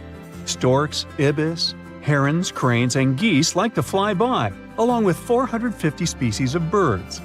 Although the Okavango has plenty of water that is priceless in the desert, people hardly settle along its banks. One big problem here is the tsetse fly. But if you're feeling adventurous, you can come here for a water safari. Scientists from Imperial College in London stumbled upon a totally unexpected river under the Antarctic ice sheet. It slurps up water from an area as big as Germany and France combined. Scientists used to think the lakes under the Antarctic ice were just chilling by themselves. But now it turns out they're part of an interconnected river network. Water under the ice can form in two ways, either from melted snow seeping down or from the Earth's natural heat and the ice grinding over the ground. The Antarctic gets a lot of surface melting during the summer, but Antarctica is usually too chilly for that. This newly found river is proof that there's plenty of water down there just from the ice melting from below. This river could make Antarctica lose its icy cover way faster. If things heat up enough to melt the surface, that water could rush down and mess with the base of the ice sheet, turning Antarctica into a melting mess like Greenland. If the ice starts moving faster than the water can handle, it's going to create more friction, making even more water and speeding up the melting process. The researchers are on a mission to dig deeper into how this river system works and see if it's causing trouble in other parts of the icy continent. Understanding what's going on down there could give us a heads up on how a changing Antarctica might shake up the whole planet. The Roe River in Montana flows for just a bit over 200 feet between Giant Springs and the Missouri River. It was mentioned in the Guinness Book of World Records as the shortest river in the world, but they had to remove this category altogether because there was some heated debate over this title. Residents of Oregon claim that their D River was the absolute champion, as it all depends on when you measure them. There could even be shorter rivers in Norway or Indonesia, depending on what you see as a river. The official definition says it's something that has constant flowing water in the form of a current and is fed by upland sources or another river, lake, or watershed. Creeks and brooks flow together to form streams. Streams become rivers, and rivers take the water from higher to lower lands, ending in the ocean. There are 12 stream orders, and the first two levels don't have other streams feeding them. So, Roe and its other short buddies technically deserve the title of rivers. I'm glad we cleared that up. Rio Negro in South America is the largest blackwater river in the world and the largest left tributary of the Amazon jungle. Its waters look more like strong tea and seem pitch black only from the distance. They get that dark color from humic acid. When plants containing phenol break down only halfway, they leave behind this tea-like hue. Some people believe that blackwater rivers can't be productive, but Rio Negro helps big fishing industries and has spots where turtles come to lay their eggs. Back in the 17th century, explorers didn't find tons of indigenous folks along the river. But it probably didn't have to do with its productivity, more with diseases and conflicts. There are around 700 different fish species documented in Rio Negro's basin, including at least 100 you won't find anywhere else. A bunch of those fish end up in aquariums, like the super popular cardinal tetra. There is a canal connecting Rio Negro and the Orinoco, which is another major river in South America. Many aquatic species try to move between the rivers, but only the toughest can handle the mix of blackwater and clearwater sections in that canal. There's a unique creek in Wyoming that drains both into the Pacific and the Atlantic Oceans. It begins high up in the Teton Range and later splits into two branches. The Pacific Creek joins the larger Snake River, which merges with the Columbia River and finally reaches the Pacific Ocean. The Atlantic Creek heads east and flows into the Yellowstone, Missouri, and Mississippi rivers and eventually empties into the Gulf of Mexico. If you connect the two creeks' watersheds on a map, you'll get a single blue line between Oregon and Louisiana. Explorers who were looking for the Northwest Passage between the two oceans never knew they could have used the creek. They would just need really tiny boats. Some scientists believe that cutthroat trout knew about this route long before people. They managed to migrate from the Snake River to the Yellowstone River, most likely using the Two-Ocean Creek. Now, every summer, the Caño Cristales in Colombia turns into a liquid rainbow, or the River of Five Colors. At this time, and until the end of fall, the conditions are just perfect for the riverbed to turn bright red, yellow, green, blue, and black. You gotta thank certain aquatic plants growing in the river, a special type of seaweed for all this beauty. During the wet season, the river moves fast and the sun cannot get to these plants. When the dry season hits, there isn't enough water to feed them. So, the time in between the seasons has the perfect conditions for this colorful show. No other place in the world has anything similar. So, at some point, the number of tourists who wanted to see it became so huge that scientists got concerned it could be bad for this hotspot of biodiversity. The area is home to rare species of animals, birds, and plants. Now, there are ecotourism trails and strict opening hours for visitors. You know how they say it's better to just hand over your wallet if you run into a mugger? Instead of surrendering their wallets, sea cucumbers choose to spit out some of their insides to fend off predators like crabs and fish. It's a natural defense mechanism for them, and they quickly grow those organs back in just a few days, thanks to special cells inside their bodies. It's not the only weird thing sea cucumbers do. They can actually breathe through their rear end. They have this thing called a respiratory tree that connects to their backside and sits right next to their intestines. So when they suck in water from their behind, it goes into that respiratory tree, letting them absorb oxygen directly into their fluids. Plus, sea cucumbers are the janitors of the ocean. They munch on whatever gets stuck in the sand on the ocean floor. Once they've eaten, they manage to clean out the sand, leaving it nice and tidy after they do their business. As for the clean sand, the stunning white sand beaches in Hawaii are actually a product of parrotfish number 2. These fish munch on algae from rocks and dead corals, and while they're chomping away, they also grind up the leftover bits of coral in their bellies. When they're done, they move their bowels, and voila! It all comes out as beautiful sand. Not only do they play a vital role in keeping the coral reef ecosystem healthy, but they can churn out hundreds of pounds of this white sand every year. Marine animals are seriously impressive when it comes to holding their breath. Just look at sperm whales and elephant seals. They can stay underwater for a mind-blowing 2 hours. Then there's the Cuvier's beaked whale, which holds the crazy record at almost 4 hours underwater. When you compare that to the human record of 24 minutes and 37 seconds held by pro diver Budimir Shobat, it seems pretty insignificant. But what's the marine animal's secret that helps them excel humans this much? Unlike us, these sea creatures have a ton of hemoglobin and myoglobin in their blood and muscles, allowing them to store way more oxygen. When their oxygen runs low, myoglobin steps up and releases even more. Plus, they can tolerate higher levels of CO2, so they don't feel the need to breathe as quickly. There's even a study that found their myoglobin molecules have a unique charge that keeps them from sticking together, which boosts oxygen storage. And on top of all that, they can slow down their heart rate and restrict blood flow to hang out underwater even longer. Rumor has it that about 540 million years ago, a meteor loaded with frozen octopus eggs smashed into Earth. Sounds like a delirium, but some scientists are entertaining a very questionable idea that octopuses and their cephalopod buddies, like squids and cuttlefish, might actually have some extraterrestrial origins. The thing is, cephalopods have extraordinary DNA that doesn't look like any other DNA on our planet. They've got around 33,000 protein-coding genes in their genome, which is way more than what we humans have.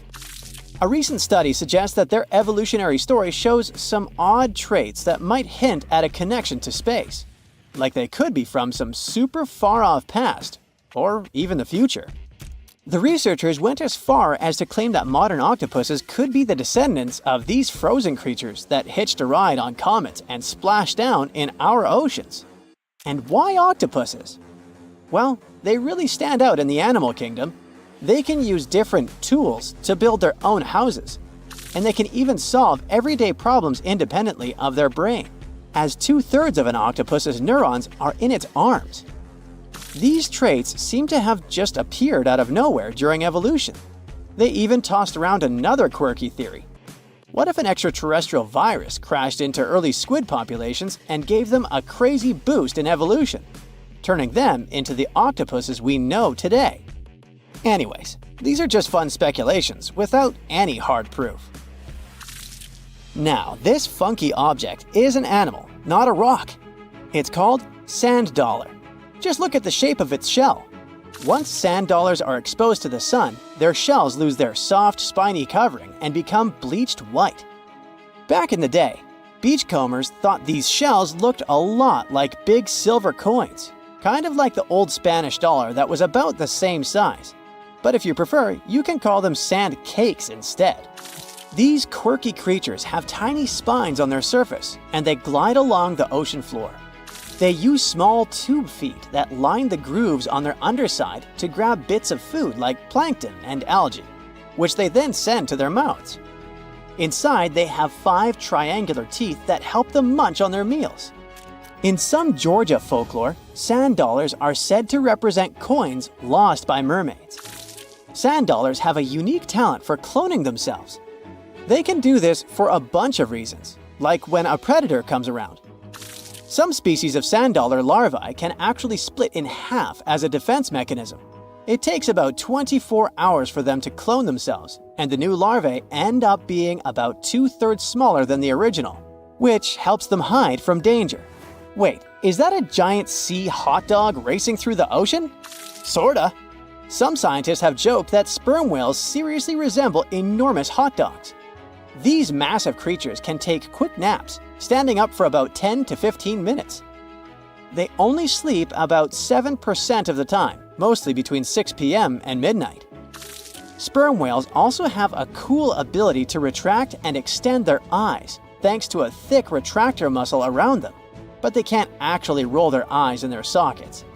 Plus, they have the most asymmetrical skull of any mammal out there. Oh, and let's not forget, they have the largest brain of any living creature, weighing in at over 9 pounds. Unlike us humans, if dolphins went into full-on snooze, they'd stop breathing and could drown. So they figured out a genius solution. They let only one side of their brain sleep at a time. This means one half stays awake to keep them breathing and watching out for any potential threats. When they snooze, they only close one eye. If their right brain is resting, their left eye is shut, and vice versa.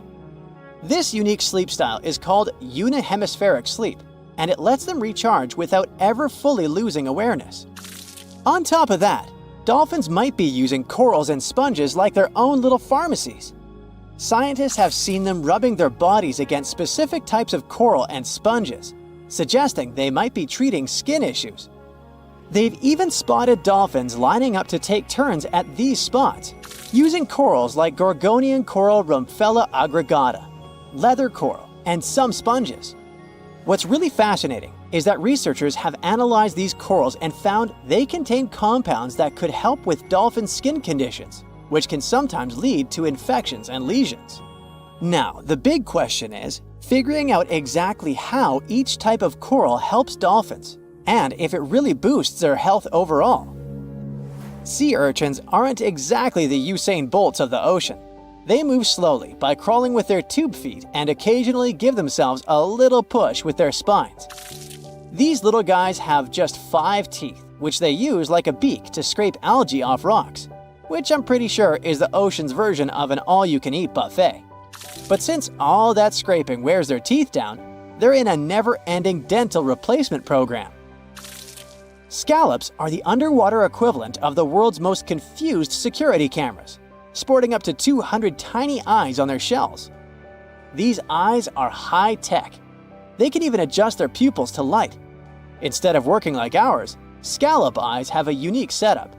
Light goes through a pupil, lens, 2 retinas, and then hits a mirror made of guanine crystals that reflects it back. Scientists were puzzled about how they see since their main retina often gets blurry light. But it turns out, scallops can change their pupil size by about 50%. Just don't expect them to do it in a hurry, as it takes a few minutes. Now here's something really neat about orcas. They're expert hunters, and they do it in groups called pods. A pod can consist of up to 40 orcas, forming a very effective hunting team. Interestingly, there are distinct types of pods: resident and transient.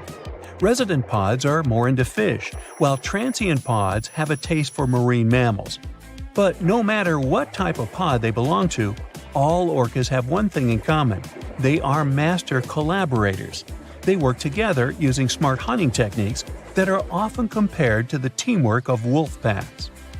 Almost 95% of jellyfish's body is made of water. For comparison, the human body is 60% water. It's probably not a surprise since jellyfish don't have a heart, blood, eyes, or brain. The other 5% of their body weight is proteins, muscles, and nerve cells. Jellyfish have been around for more than 500 million years. This makes them older than dinosaurs. These creatures haven't changed much, and today's jellyfish are pretty much like their ancestors. Electric eels have small eyes that are not so effective in environments with no light, so they mostly rely on their electric organs. Those consist of 6,000 cells.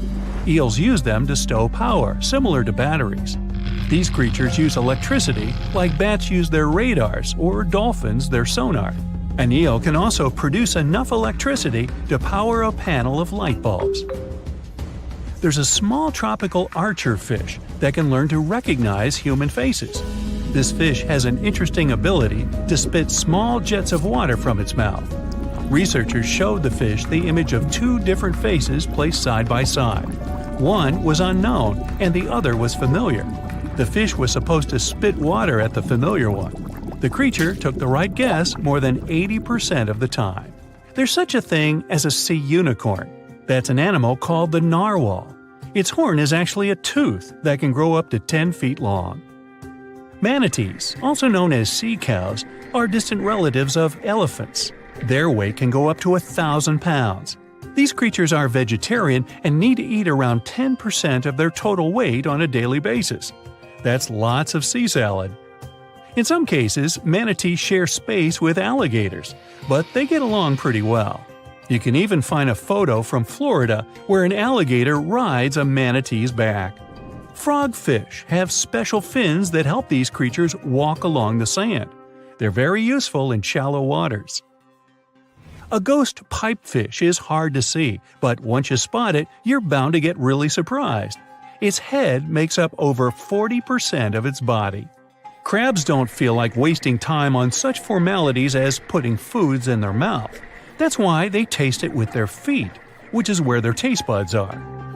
Marine iguanas are the only lizards on our planet that like spending time in the ocean, even though they mainly live on land.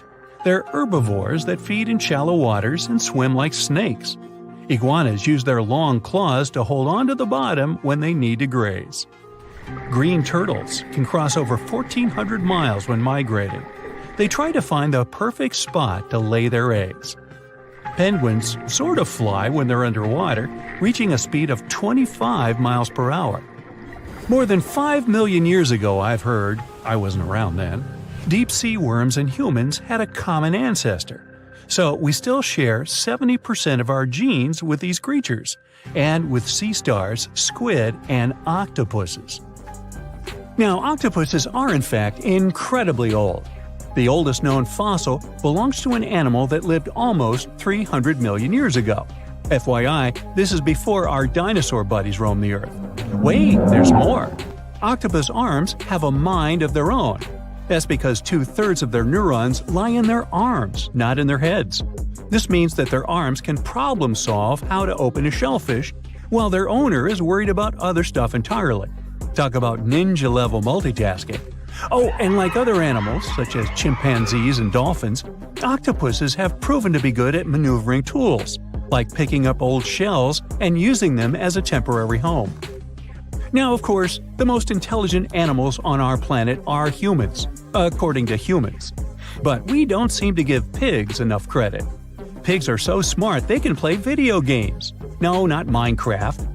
But in a recent academic study, scientists had 4 pigs play a joystick game. They had to manipulate the stick so that the moving ball would hit the wall and then they would get a treat. All 4 pigs did great in the test, which was surprising even to the scientists. Now, pigeons also aced an impressive test. They were trained to differentiate a Picasso painting from a Monet one, which they had no trouble learning. Then they were able to apply this knowledge, identifying works of art they had not previously seen, meaning they really understood the difference between each painter. Poor things are always seen as a nuisance. Now, if we placed kangaroos in an animal's most amazing ability contest, they'd win. It's mainly because they break the 4-legged rule. A special species of kangaroo, the red kangaroo, uses its tail to help propel it forward. Now, visually, it has 4 limbs, but in practice, it uses 5. They're biologically built to use their tail as a 5th limb, since it's packed with articulated vertebrae and thick muscles. Of course, it had to be an Australian animal. Deep within the Sahara Desert, you'll find a little creature known as the fennec fox. This huge-eared animal adapted perfectly to survive in its hostile environment. The huge ears help them to dissipate the unbearable heat of the desert, as well as help them to hunt for underground prey. Now meet this guy. Unlike what its name might suggest, the red panda is closer to a raccoon than it is to a giant panda. You'll find a lot of these cat-sized creatures in the Himalayan region, hopping from tree to tree and bundled together trying to keep warm in the harsh weather. They're gentle and friendly like their big panda cousins, and occasionally enjoy eating some bamboo sticks. And then there are bees. Compared to humans, bees' brains are the size of pinheads, yet they are capable of astounding things. Let's say a bee is running low on energy after a long search flight. This bee desperately needs a drop of honey in order to continue flying, but smartly enough, she doesn't need to go back to the hive to recharge. She can ask a fellow beehive mate for a drop of honey directly from this other bee's stomach and continue flying. This type of decentralized system allows them to build highly effective societies, one that bees don't need to push the queues in front of the honey cells, for example. Every year in the winter, great white sharks that live along the California coastline disappear. It feels as if they take a vacation for 30 to 40 days. The animals go to a point halfway between Hawaii and Mexico. They might do it to get some food, relax, or hang out with their buddies from other areas. The spot is now called the Whale Shark Cafe. Some types of sharks, like makos, whale sharks, or white sharks, breathe in a very specific way. It requires them to swim all the time. They also need to move quickly and with their mouth open. This way, the oxygen can enter and reach their gills. Sea sponges are some of the most primitive animals. They're immobile, don't have a mouth, eyes, bones, brain, heart, lungs, or any other organ whatsoever. And still, they're alive. There's such a thing as a sea unicorn. That's an animal called the narwhal. Its horn is actually a tooth that can grow up to 10 feet long. Manatees, also known as sea cows, are distant relatives of elephants. Their weight can go up to 1,000 pounds.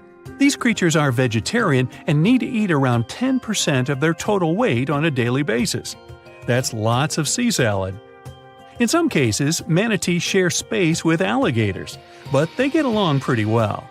You can even find a photo from Florida where an alligator rides a manatee's back. Frogfish have special fins that help these creatures walk along the sand. They're very useful in shallow waters. A ghost pipefish is hard to see, but once you spot it, you're bound to get really surprised. Its head makes up over 40% of its body. Crabs don't feel like wasting time on such formalities as putting foods in their mouth. That's why they taste it with their feet, which is where their taste buds are. Marine iguanas are the only lizards on our planet that like spending time in the ocean, even though they mainly live on land. They're herbivores that feed in shallow waters and swim like snakes. There's something known as the orange cat behavior, and apparently it's not just a meme. So far, scientists have been able to understand that coat color is connected to a feline's gender. And since orange is an X chromosome, orange cats are usually males, like Garfield.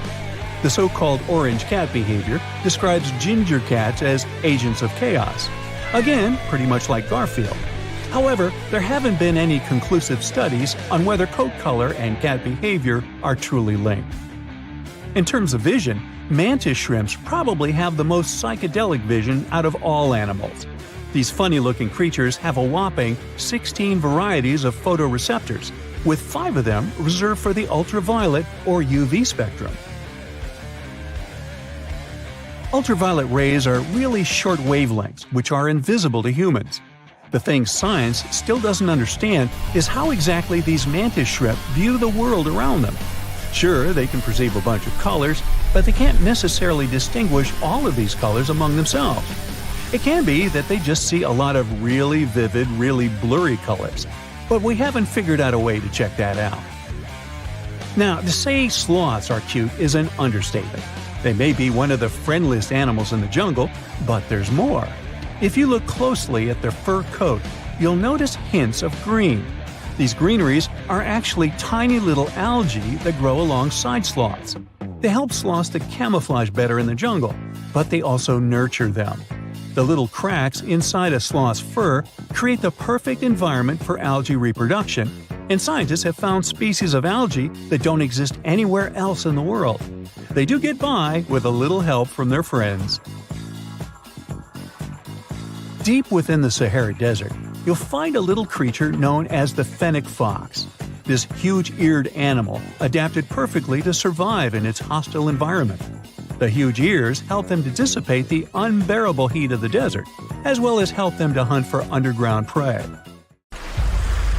It was the beginning of the 20th century, and 2 rivals, Robert Scott and Roald Amundsen, set on their expeditions to become the first people in history to reach the South Pole. The race wasn't easy, and it ended tragically for Scott. Amundsen has won and set his tent on the pole before his rivals. A member of Scott's expedition known as Terra Nova, British geologist Thomas Griffith Taylor, not only survived the harsh conditions but also made an unexpected discovery. He found a waterfall of what appeared to be blood at the rocky base of the glacier, which now has his name, in 1911. It took scientists more than a century to figure out what is behind the eerie coloring. A team of American scientists journeyed to Taylor Glacier with powerful electron microscopes to analyze its contents. Previous studies had scratched the surface of the Crimson Enigma, but no one had previously done a full-scale analysis of its mineralogical makeup. These researchers unleashed a whole arsenal of analytical equipment and spotted little iron-rich nanospheres. These teeny-tiny particles, 1/100th the size of human red blood cells, originate from ancient microbes. They flourish abundantly in the meltwaters of Taylor Glacier. These nanospheres are jam-packed with iron, silicon, calcium, aluminum, and sodium, forming a unique composition that paints the subglacial water a vivid shade of red. These nanospheres don't have the usual crystalline structure found in minerals, which is why previous detection methods failed to spot them. Taylor Glacier's icy depths harbor an ancient microbial community that has thrived in isolation for thousands or possibly even millions of years. This discovery could help us in the search for life outside of Earth. Dr. Ken Levy, a research scientist at Johns Hopkins University, has some impressive expertise in planetary materials and the analysis of Martian samples.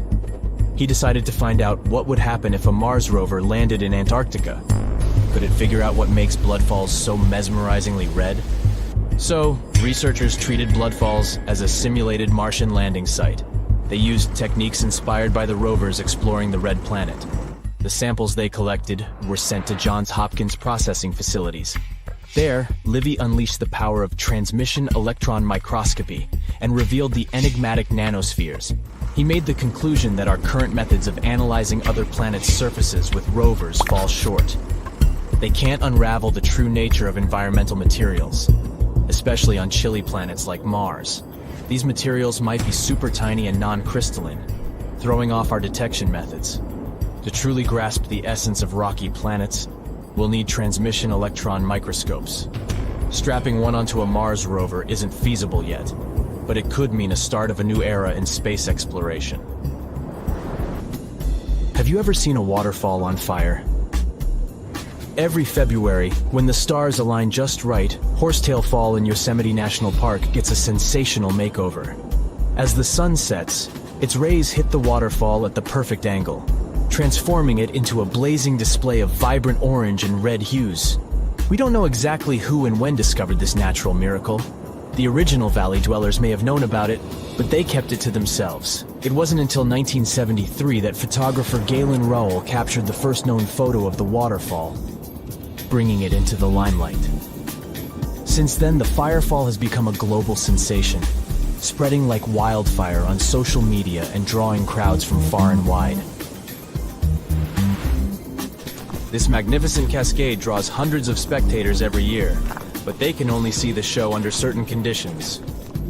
First things first, Horsetail Fall needs a flowing stream.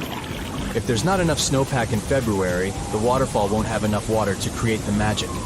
The temperatures must be warm enough to melt the snowpack during the day. If it's too chilly, the snow will stay frozen, and the fiery spectacle won't ignite. Second, we need a clear western sky at sunset. Those sunbeams need a straight path to hit Horsetail Fall and make it come alive. And since the weather in Yosemite is ever-changing, clouds can magically clear up just in time for the show. If all the conditions are just right, you'll witness the Yosemite Firefall in all its glory for about 10 minutes. The mystery of the sailing stones in California's Death Valley National Park has puzzled scientists for years. Heavy stones seem to have a mind of their own and move across Racetrack Playa, a dried-up lake bed. They leave behind a trail on the cracked mud. There were all kinds of theories to explain this phenomenon, from magnetic fields or dust devils, which are strong whirlwinds, to mischievous pranksters. No one has actually witnessed these rocks in action, which only added to the mystery. In 2006, a NASA scientist named Ralph Lorenz entered the scene. He was studying weather conditions on other planets, but he couldn't resist the allure of Death Valley and those elusive sailing stones. He had an eureka moment while tinkering at his kitchen table with a Tupperware container. Lorenz filled the container with water, leaving a small rock poking out, and chucked it in the freezer. Then he placed this icy construction in a big tray of water with sand at the bottom and gently blew on it. The rock began to glide across the water, leaving a trail in the sand. Lorenz had been studying how ice can make big rocks float and move along tidal beaches in the Arctic Sea. Applying this knowledge, he and his research team figured out that, under certain winter conditions in Death Valley, enough water and ice could form to make the rocks float across Racetrack Playa in a light breeze. And as they glided, they left their mark in the muddy terrain. The River of Five Colors, Cano Cristales in Colombia, has the unofficial title of the most beautiful river in the world. For most of the year, it looks like any other regular river. The real magic happens between the wet and dry seasons, when the water level is just perfect. This unique river floor is lined with a special plant, and when the conditions are right, it bursts into a dazzling display of colors. Think vibrant reds, stunning yellows, and lush greens, all mingling with the blue water. It's like stepping into a living rainbow with 1,000 shades in between. This phenomenal display only lasts for a few weeks, from September through November. During Colombia's wet season, the river flows too fast and deep, covering up the river floor and denying the plant the sunlight it needs to turn red. And in the dry season, there's simply not enough water to support the vibrant life in the river. So you have to catch it at just the right time. The reason behind Maldivian beaches glowing in the dark at night isn't a mystery, but it doesn't make them any less impressive. It happens thanks to the bioluminescent plankton. These tiny creatures are like little underwater disco balls, emitting a cool blue glow when they are agitated or on the move. Imagine walking along the shoreline and leaving behind glowing footprints. You can even take a night swim amongst these magical plankton. Researchers have discovered that their bioluminescence is actually a clever defense mechanism against predators. When these microorganisms flash their little blue lights, it disorients and surprises their attackers. The plankton produces this light using a chemical called luciferin. These enchanting plankton can appear at any time of the year. The best chances of seeing them in all their glowing glory are from June to December. During this period, there's a higher volume of plankton in the seas of the Maldives, creating the perfect conditions for a luminous show after the sun sets and the night sky takes over. You'll only witness the magic of bioluminescent plankton when tidal currents bring them close to the shore in large numbers. It's hard to predict exactly when this spectacular show will happen, so make sure to do your research and prepare to take photos with a high ISO to capture it, exactly like it looks in travel catalogs.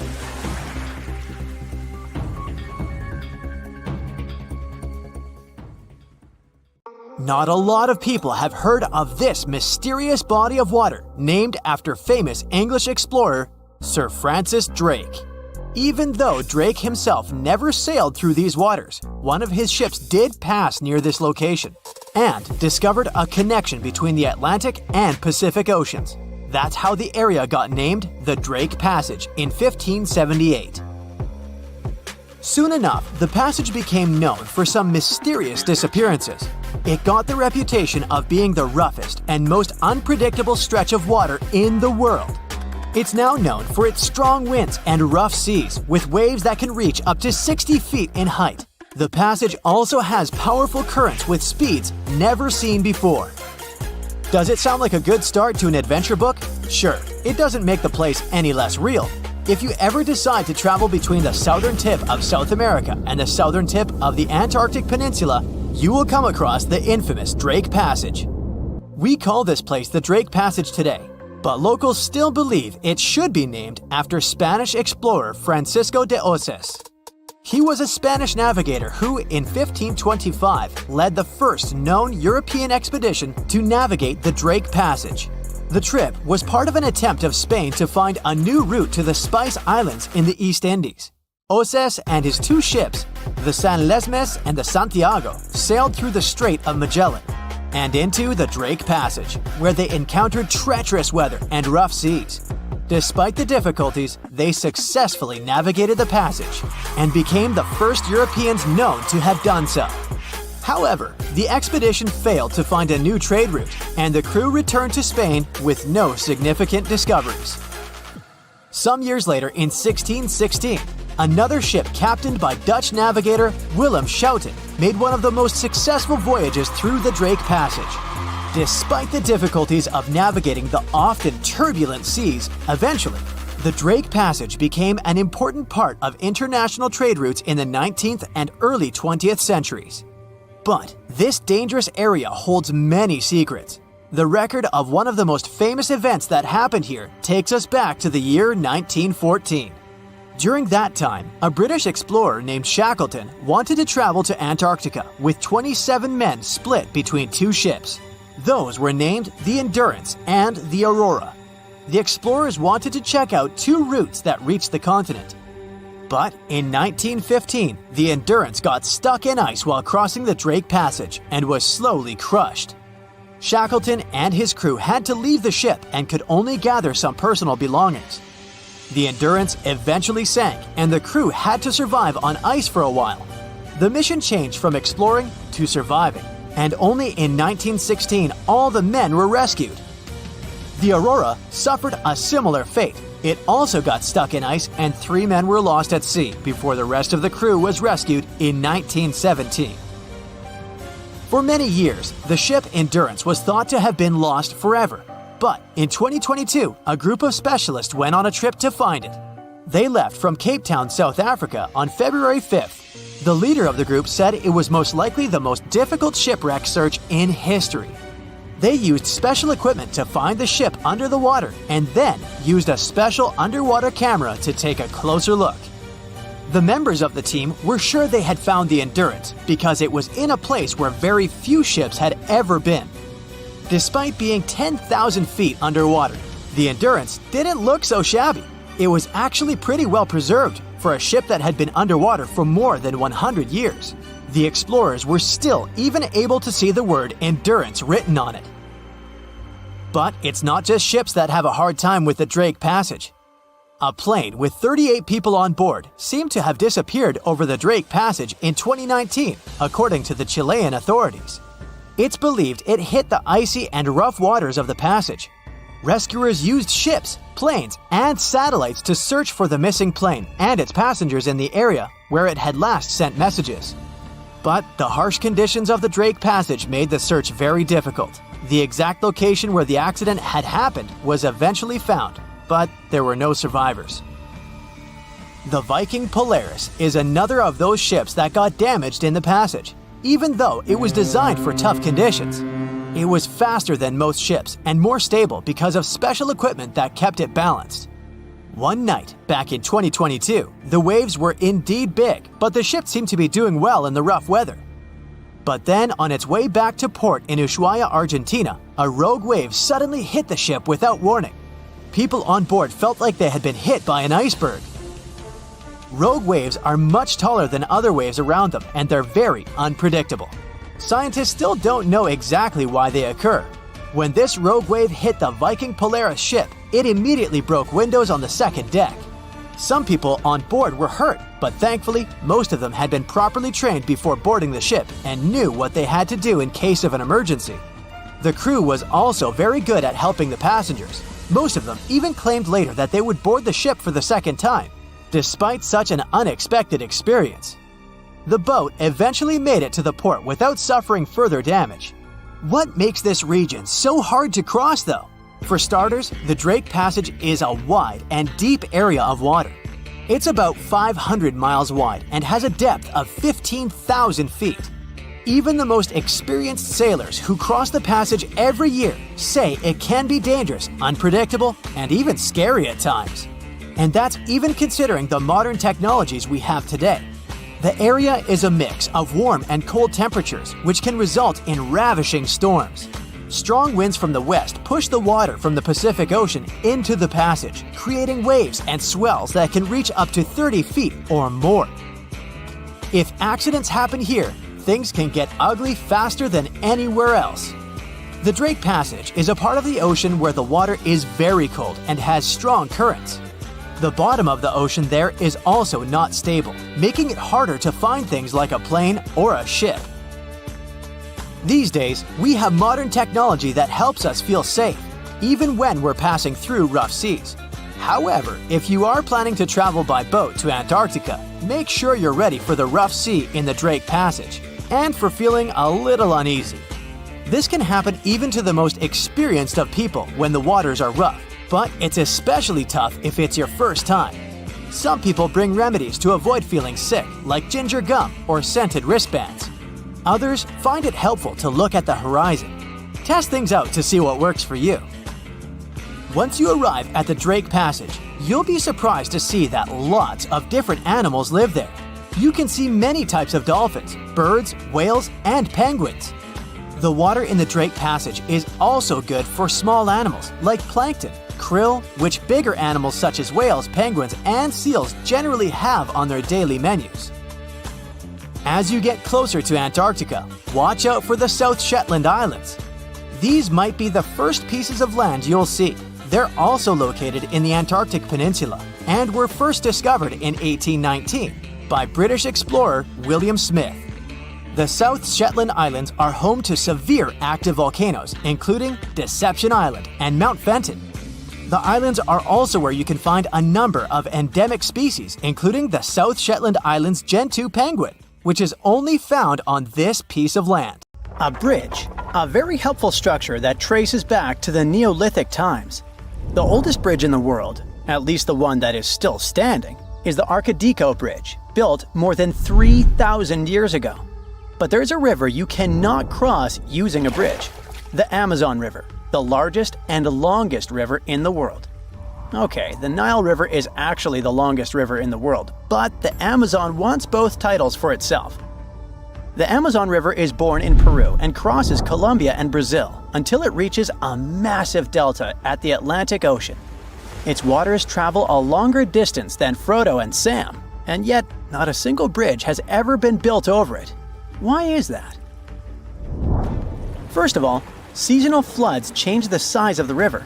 During dry seasons, the Amazon is about 3 miles wide, but during heavy rains, it can get up to 30 miles wide in a few weeks. Not only that, but the flood also makes the river change its position. Now imagine trying to build a bridge in a place where the ground turns into water for about 4 months. Not an impossible task, but not the easiest one either.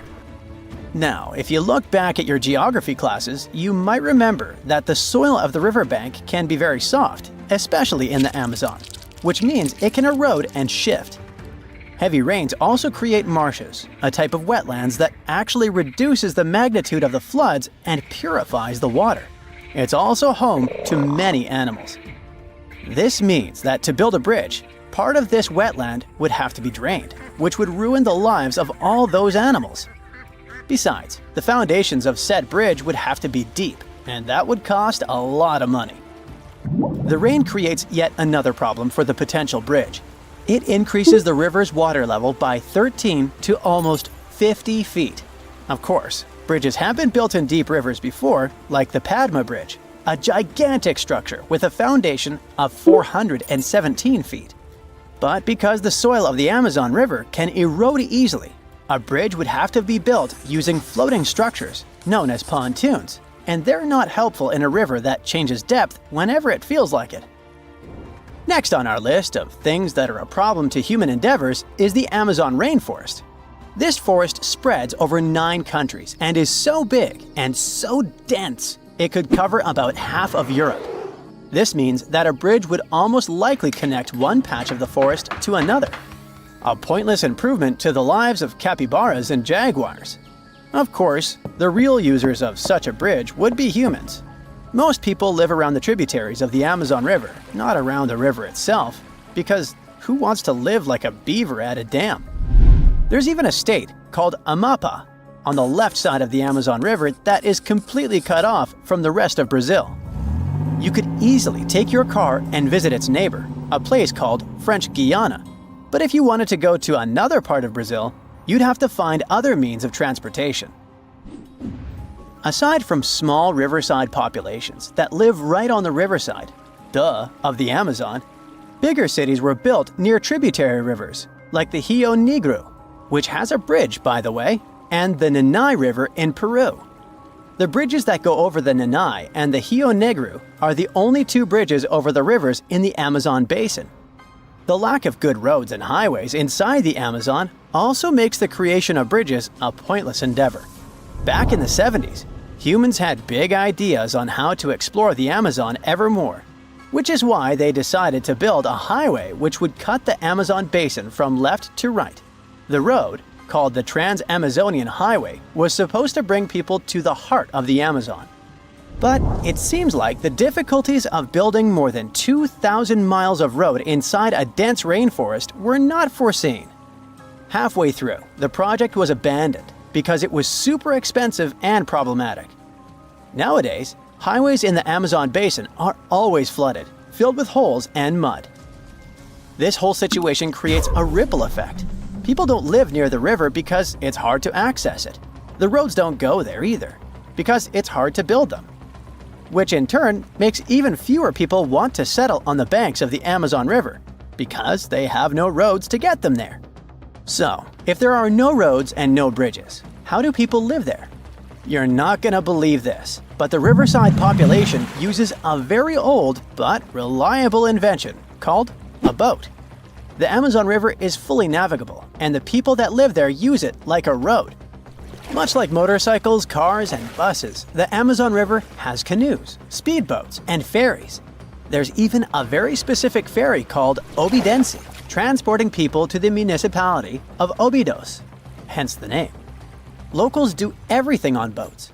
They even have a boat hospital that floats around and visits riverside populations and a boat bank, so you can do all your bank-related things while looking at the vastness of the Amazon. Honestly, genius invention. The downside to this lack of bridges is that it stops us from exploring the truly hidden gems of the world. In the Amazon, for example, there are over 10,000 undiscovered archaeological sites. We may never be able to dig out stuff like fortified villages, geoglyphs, and many other structures. It would be pretty neat to go full-on Lara Croft in the middle of the Amazon, but these findings are tucked deep in the heart of the forest. At the same time, only on a boat are you able to witness the crazy phenomenon of the unmixed waters of the Rio Negro and the Solimões on the Amazon River. For more than 3 miles, these two tributaries of the Amazon River flow side by side without mixing. The speed and the temperature of these waters are different, so you'll see a river that looks like coffee and Coca-Cola mixed. This awesome phenomenon is called the meeting of waters. But the Amazon River is not the only river in the world deemed bridgeless. The Congo River, the second longest river in Africa, only has one bridge crossing it. The two Congos, yes, there are 2 different countries in the world named Congo, are separated by the Congo River, and so far, no roads connect them. Also, fun fact, some geologists believe that back when Gondwana existed and the continents were all cuddled together, the Amazon and the Congo River were one river connected to each other. Another place with a lack of bridges is the east side of the Thames in London. The west side of the river is narrower, which makes building a bridge easier.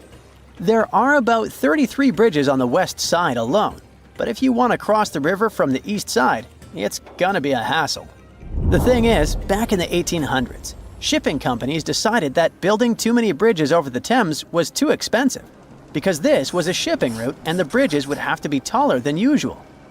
The structure would also have to be long, since some parts of the Thames are about 1,870 feet wide. But building long bridges is not a problem per se. In Rio de Janeiro, for example, you can find the Rio Niterói Bridge, which is about 8.26 miles long. Back when it was built in the 70s, it was the second longest bridge in the world. The bridge is so long that in 2018, a girl was born while her mother was crossing it, and now the birthplace in her birth certificate is literally the bridge.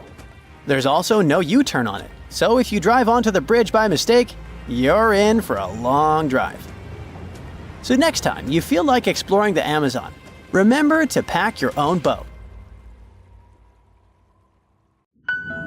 Being afraid of the ocean is a very understandable fear. We have it in our genes. In the past, humans had to avoid certain dangerous situations, like big animals and deep bodies of water, in order to survive. Plus, we've only explored 5% of the oceans, so we never know what we can stumble upon there. In regular conditions, GoPro is just a camera. But if you find it lying at the bottom of a 400-foot pit in the middle of the Caribbean Sea, that will make your blood run cold.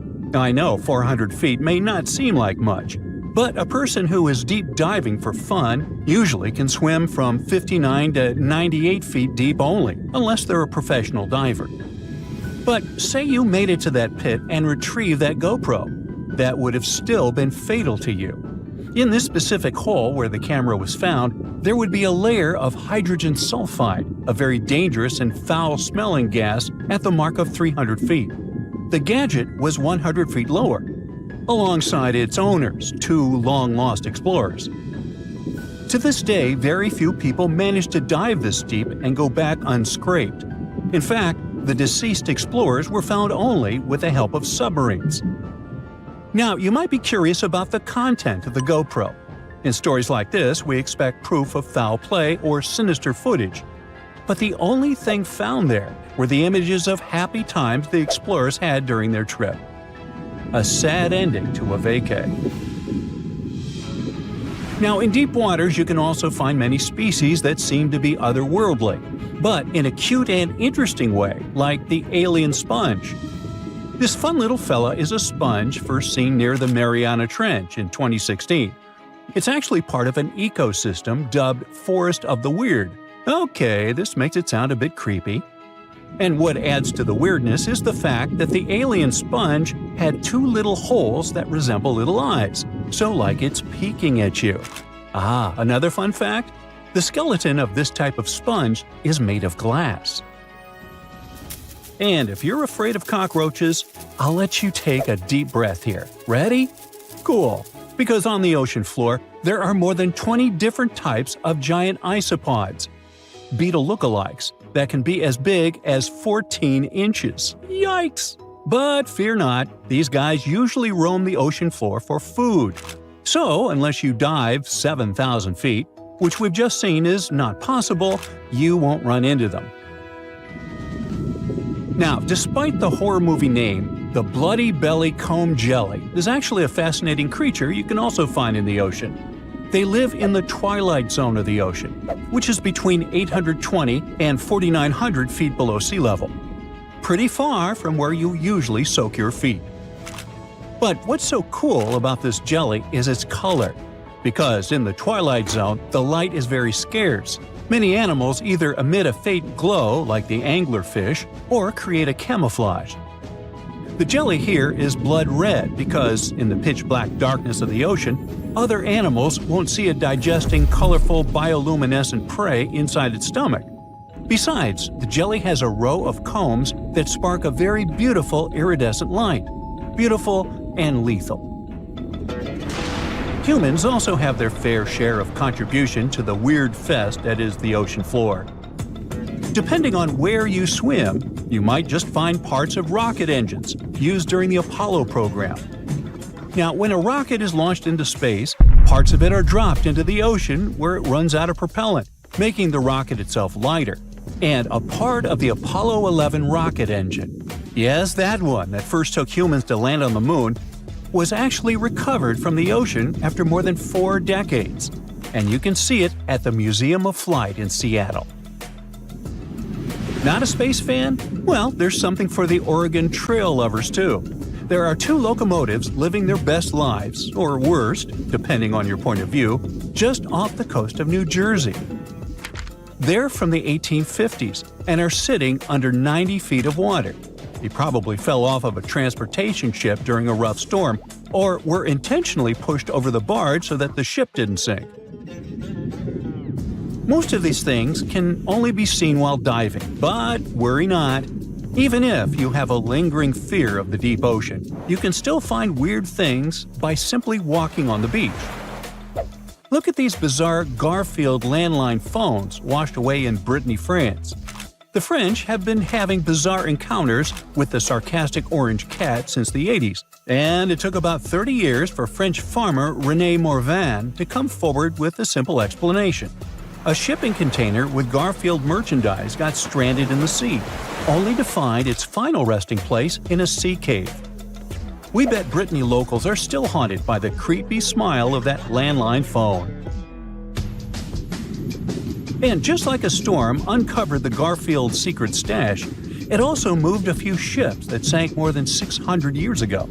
But this is not a simple Titanic story. It actually sounds more like Pirates of the Caribbean, because when the storm moved those old ships, authorities from Caesarea found 2,000 gold coins, some silver and bronze coins, gemstones, and rings.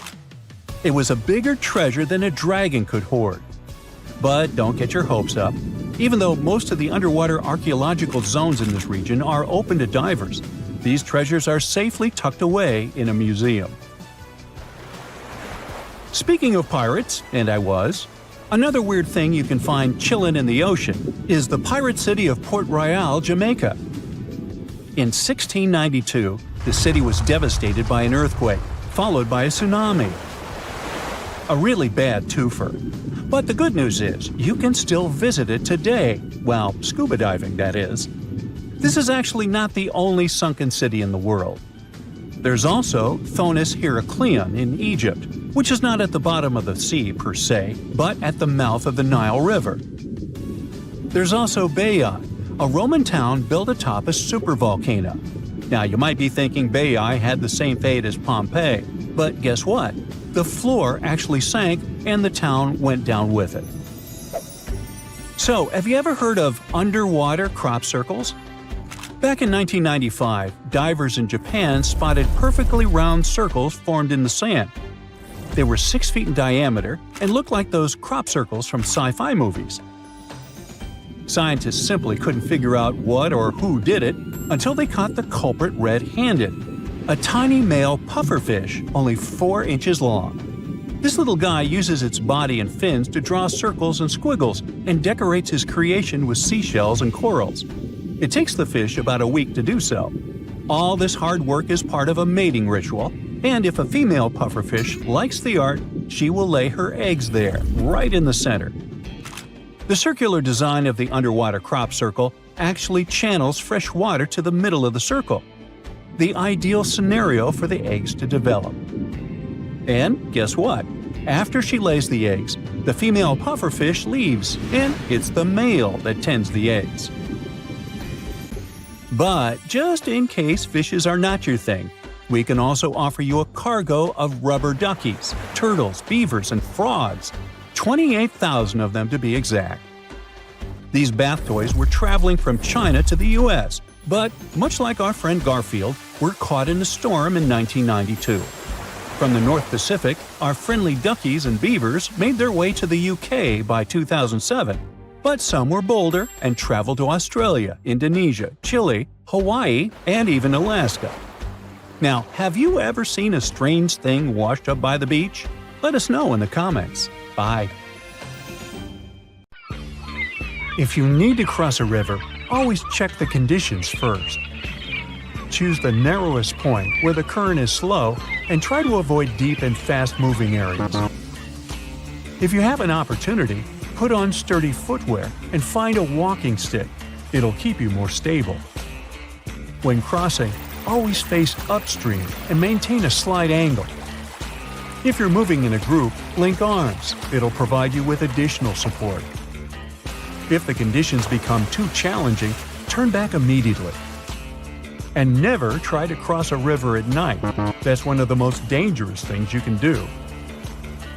Rip currents are strong, narrow currents flowing outward from the beach through the surf zone. They present an immense hazard to swimmers. If you get caught in a rip current, try to remain as calm as possible. Move parallel to the shore until you get out of the current. After that, swim back to the shore.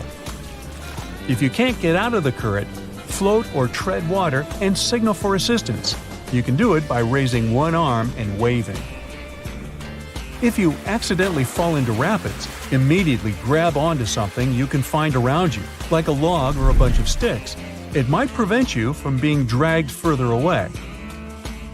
Even if you feel that the water is quite shallow, don't stand up trying to walk to shore. You might get dragged down by the current again. Instead, try to swim down the river, moving closer to the shore. Or you can float on your back with your feet pointed downstream. This way your head will be more protected. Once you reach a calmer spot, flip over and swim diagonally toward the shore. If you're at sea and spot a whirlpool coming towards you, don't panic. If you understand which way it's spinning, ride to its side and use the whirlpool's current to catapult you out of danger. If you start fighting it, you're likely to get pulled inside. There's also a chance a whirlpool will dissolve or become weaker closer to the bottom. So if you do get trapped by it, take a big, deep breath and wait for an opportunity to swim up and away. If you're nearing a waterfall edge and realize that a plunge is possible, take a deep breath right before going over and prepare yourself for the drop. Try to position your body so that you'll be going down feet first. Wrap your arms around your head with your elbows pressed to your nose. It's a relatively effective way to seal it from water. Then tense your muscles and press your legs and feet together. Don't forget to close your mouth and eyes tightly. Once you hit the water at the bottom of the waterfall, start swimming away even before coming to the surface. If you've fallen into the water from a ship or a boat, first of all, scan the area around you to see if anything that floats has fallen into the water with you. It can be a pool noodle or an empty jug. Swim towards this object. If you're lucky enough to be wearing a life jacket, swim sideways or use backstrokes for short intervals to conserve energy. Once you reach the object, hold on to it and don't let go. If you see something bright, yellow, orange, or red, in the water, keep it. These colors are some of the most visible ones. They can help rescuers spot you. You must slow down the rate at which your body is cooling down. You can do it by floating, not swimming. In calm waters, you can float horizontally with your knees raised to your chest. If the conditions are rough, it's better to float vertically, focusing on not inhaling water. If you start moving around a lot, the air trapped in your clothing and shoes will disperse, making you less buoyant. So, stay as still as you can. Tsunamis often happen after serious earthquakes in areas with large bodies of water. The most dangerous thing about them is that they move extremely fast and often flood populated districts without any warning. The first thing you need to do is move as far away from the shore as possible and find some higher ground. It's great if you manage to get up as high as 100 feet above sea level. Using tall buildings and high trees to seek shelter is not recommended, but if you don't have any other options, climb as high as you can. If you live in an area that can be affected by a tsunami, plan an evacuation route in advance. This will help you gather yourself in a critical situation.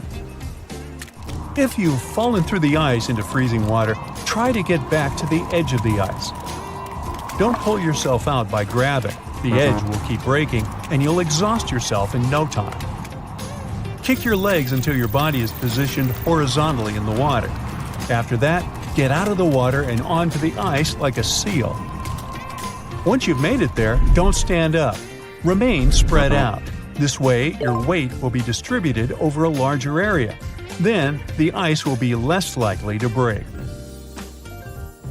If you're falling from a cliff, do your best to break your fall into several parts. The shorter they are, the better. Each of the segments will absorb some impact of the fall, and you'll have much higher chances to survive.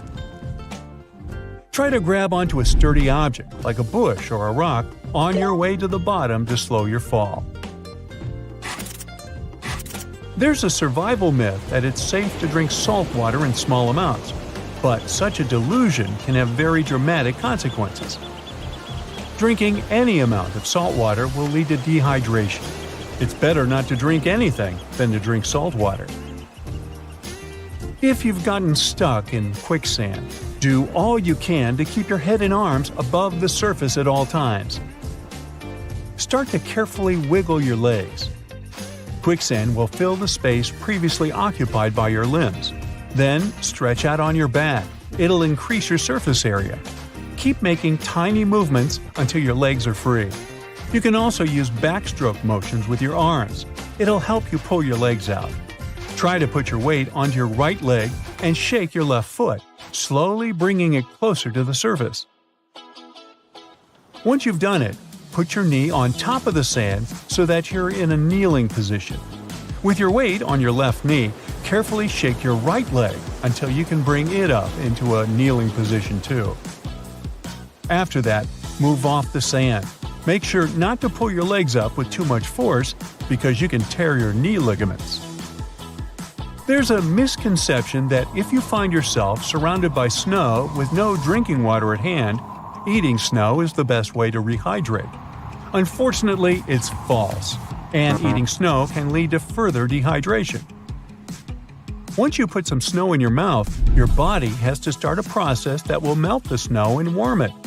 To do it, you'll need to spend a lot of energy, and it will make you lose liquids faster. Plus, eating snow can result in hypothermia. This condition is twice as dangerous if you're on your own. The chances are that snow contains harmful bacteria that can make you sick.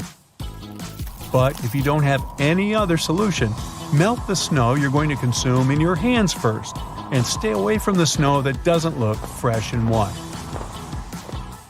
If you're lost in the wilderness, find a stream or a small creek and follow it until it merges with a larger river.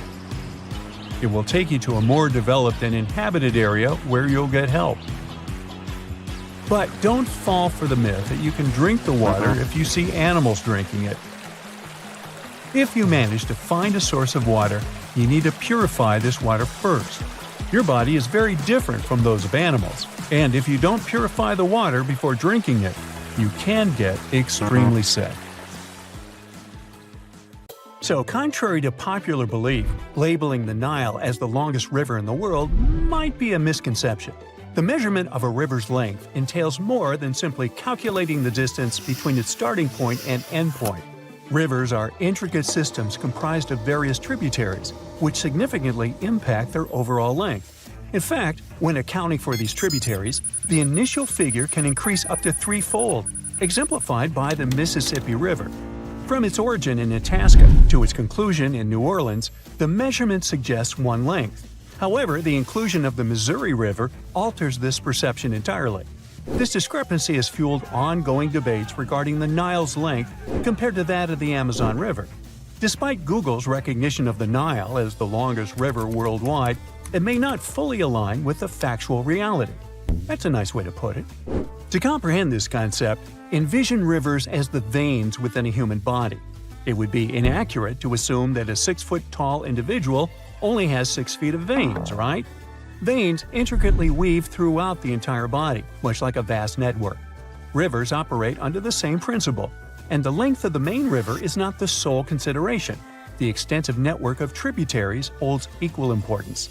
Meanwhile, atmospheric rivers are fascinating meteorological occurrences, characterized by air currents that transport incredible amounts of water vapor all the way from the Amazon rainforest in northern South America to as far as northern Argentina. These airborne highways serve as essential conduits for the life-giving moisture carried by these airborne rivers, and their influence extends across Brazil's central west, southeast, and south regions, shaping the waterfall patterns in these areas. When these ethereal rivers converge with specific weather conditions, such as a cold front, the latent humidity they bear can transform into much-needed rainfall. This precipitation plays a vital role not only in sustaining the diverse ecosystems of the region, but also supporting Brazil's thriving economy in multiple ways. The significance of this phenomenon is evident as it enables the irrigation of crops, ensuring agricultural productivity and food security. Additionally, it replenishes local rivers, keeping the water flow steady and supporting aquatic life. Moreover, the water collected by these rivers is channeled into dam reservoirs, providing a reliable source of energy for the nation. The amount of water carried by the airborne rivers may match or even surpass the enormity of the Amazon's flow. Thus, when we unite the conventional Amazon River with its aerial counterpart, it becomes significantly larger than the Nile. Atmospheric rivers are also observed in the Congo Basin, where the climate is predominantly shaped by the moisture emanating from the Atlantic Ocean and the forests of the Congo Basin. This incredible phenomenon leads to evaporation levels as high as 3 to 6 feet of water per year. These rivers vary in size and strength, but on average, they transport a water vapor volume comparable to the flow at the mouth of the Mississippi River. In rare cases, exceptionally powerful atmospheric rivers can carry up to 15 times that amount. When these rivers reach land, they release the accumulated water vapor, resulting in rainfall or snowfall. Although atmospheric rivers come in various forms, those with high water vapor content and intense winds can cause extreme precipitation and flooding, especially when they linger over flood-prone watersheds. An example of a well-known atmospheric river is the Pineapple Express, a robust system capable of transporting moisture from the tropical regions near Hawaii to the U.S. West Coast. Such events can disrupt travel, trigger mudslides, and lead to significant destruction of life and property. However, not all atmospheric rivers pose risks. Many are weaker systems that provide valuable rain or snow, essential for maintaining water supplies. Plus, they play a critical role in the global water cycle and have a close association with water supply and flood hazards, particularly in the western United States. In addition, for the potential for flooding, atmospheric rivers also contribute to desirable increases in snowpack. A series of atmospheric rivers was responsible for severe winter storms that battered the U.S. West Coast from western Washington to southern California between 2010 and just recently in early 2024. resulting in rainfall ranging from 11 to 25 inches in certain regions. So, if water vapor can be considered a river, it begs the question, what else can be classified as a river? Surprisingly, even without any water, something can still be deemed a river.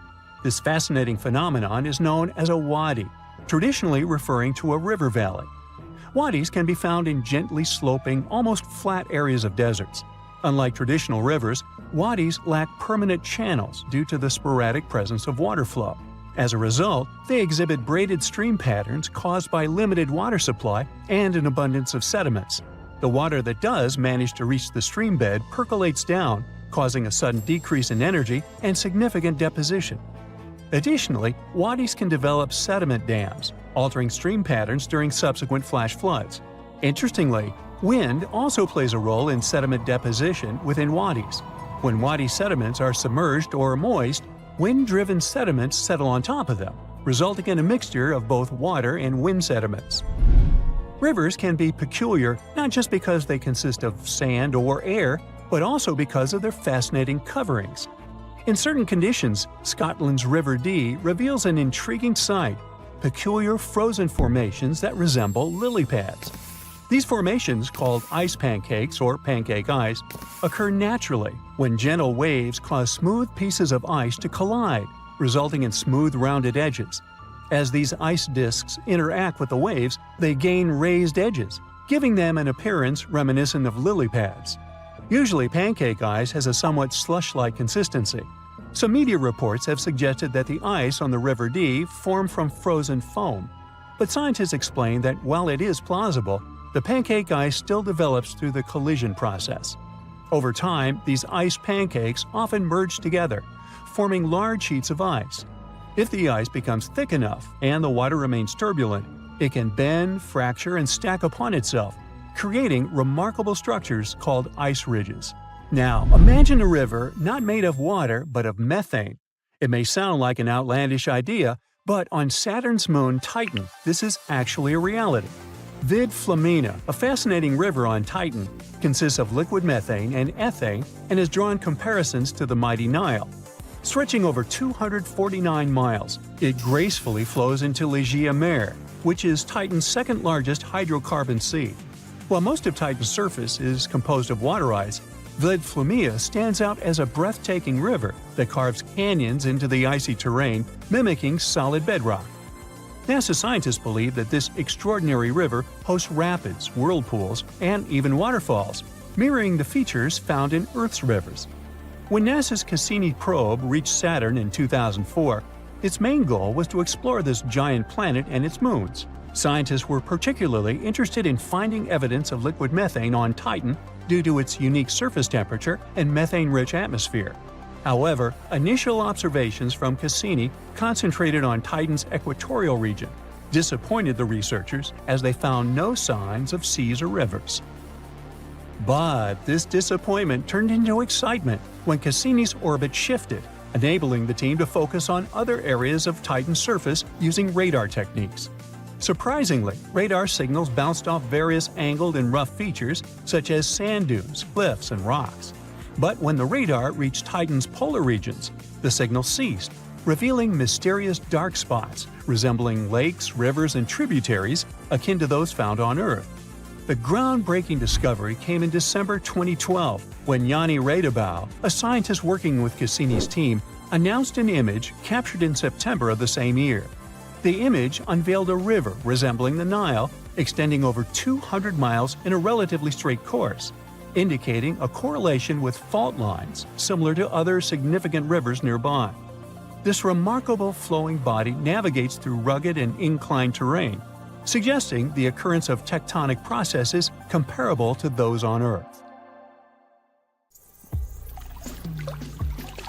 Now, of course you know that the Amazon River is famous for its piranhas, bull sharks, and other creatures you don't want to meet.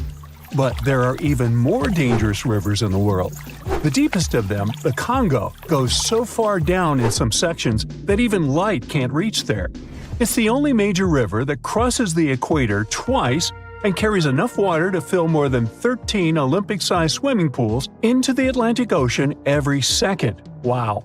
Even the most experienced boaters have trouble passing through all of the river's strong currents, rapids in its upper part, and waterfalls and gorges in the lower section.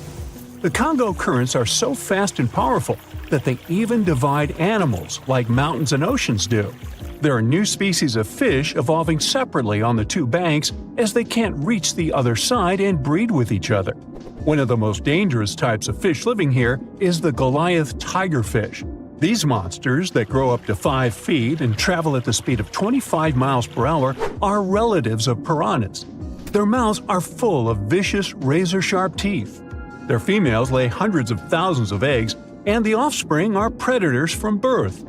You have a good reason to fear the Goliath tigerfish, as they're the only freshwater fish in Africa that have attacked crocodiles and even humans. Okay, not swimming there.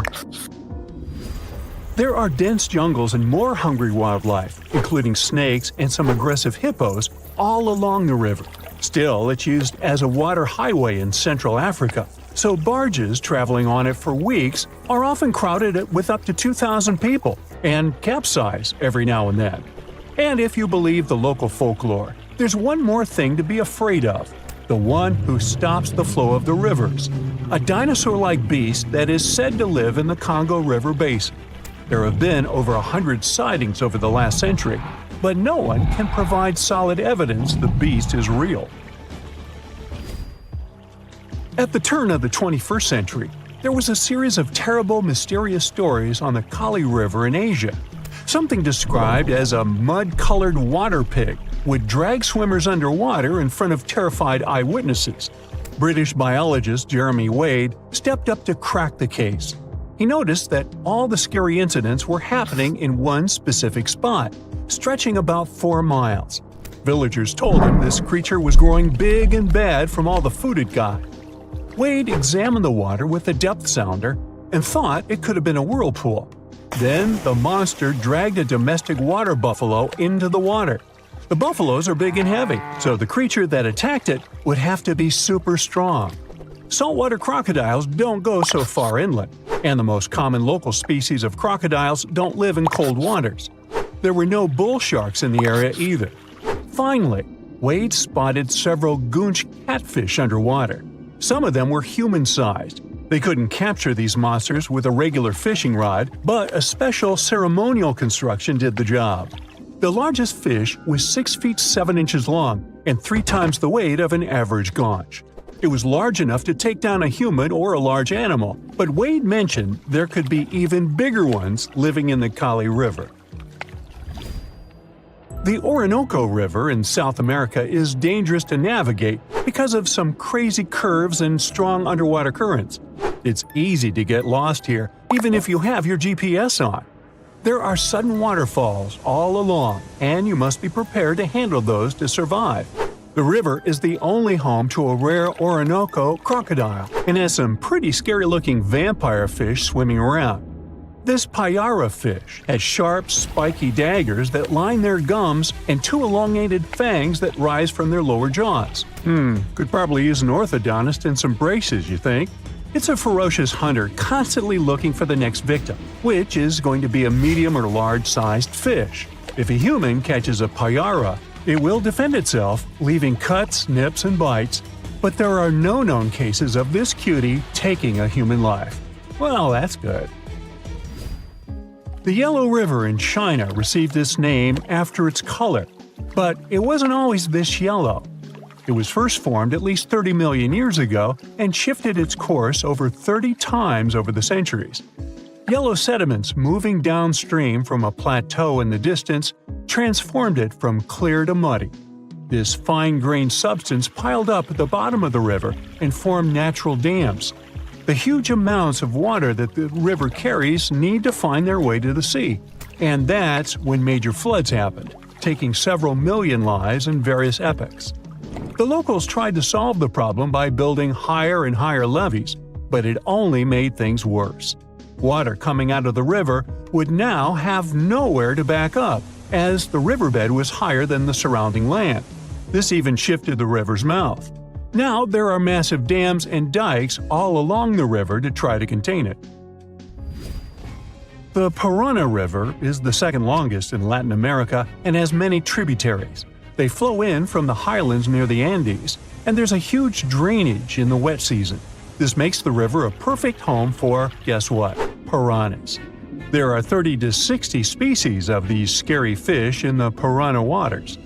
In late 2013, they attacked bathers cooling off by the water on a hot day. People started running out of the river as they felt something was biting them in the water. Luckily, no one lost their lives in the accident, but it's still considered one of the most audacious piranha attacks ever recorded.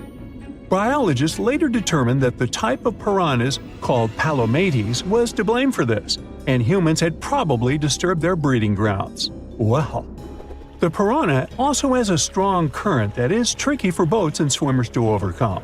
Plus, it often floods, which can be dangerous for people living in the surrounding areas. The longest river in the world, the Nile, flows through 11 countries all the way into the Mediterranean Sea. Expeditions have spent centuries looking for its source, and no one still knows for sure where this mighty river begins. Adding to the mystery, the Nile takes an unexpected turn right in the middle of the Sahara. Scientists have figured out the reason is a massive underground rock formation from millions of years ago.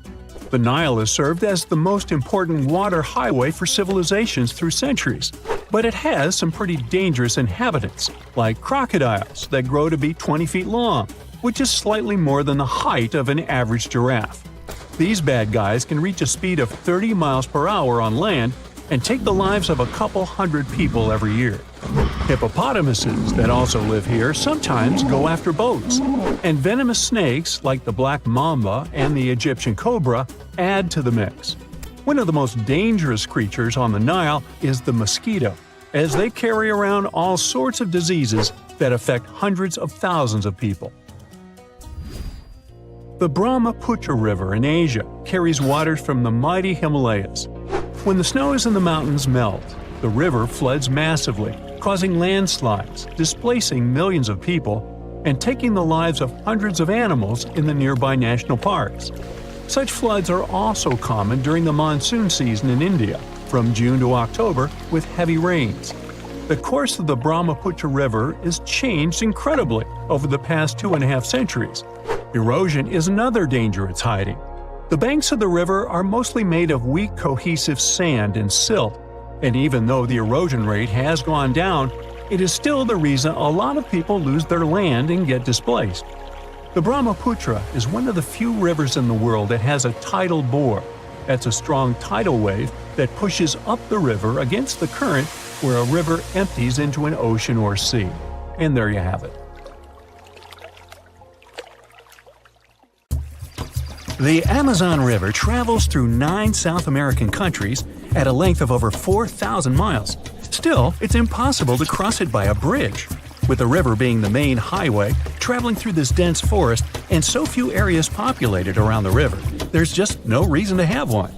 The river can rise up to 30 feet, and the river crossings that were only 3 miles wide can expand to over 30 miles in just a few short weeks in certain spots, making a bridge nearly impossible to build here.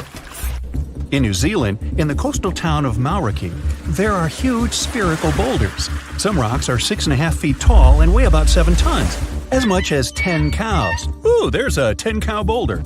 Maori legend has it that these rocks are from the remains of the goods from a large shipwreck that happened hundreds of years ago.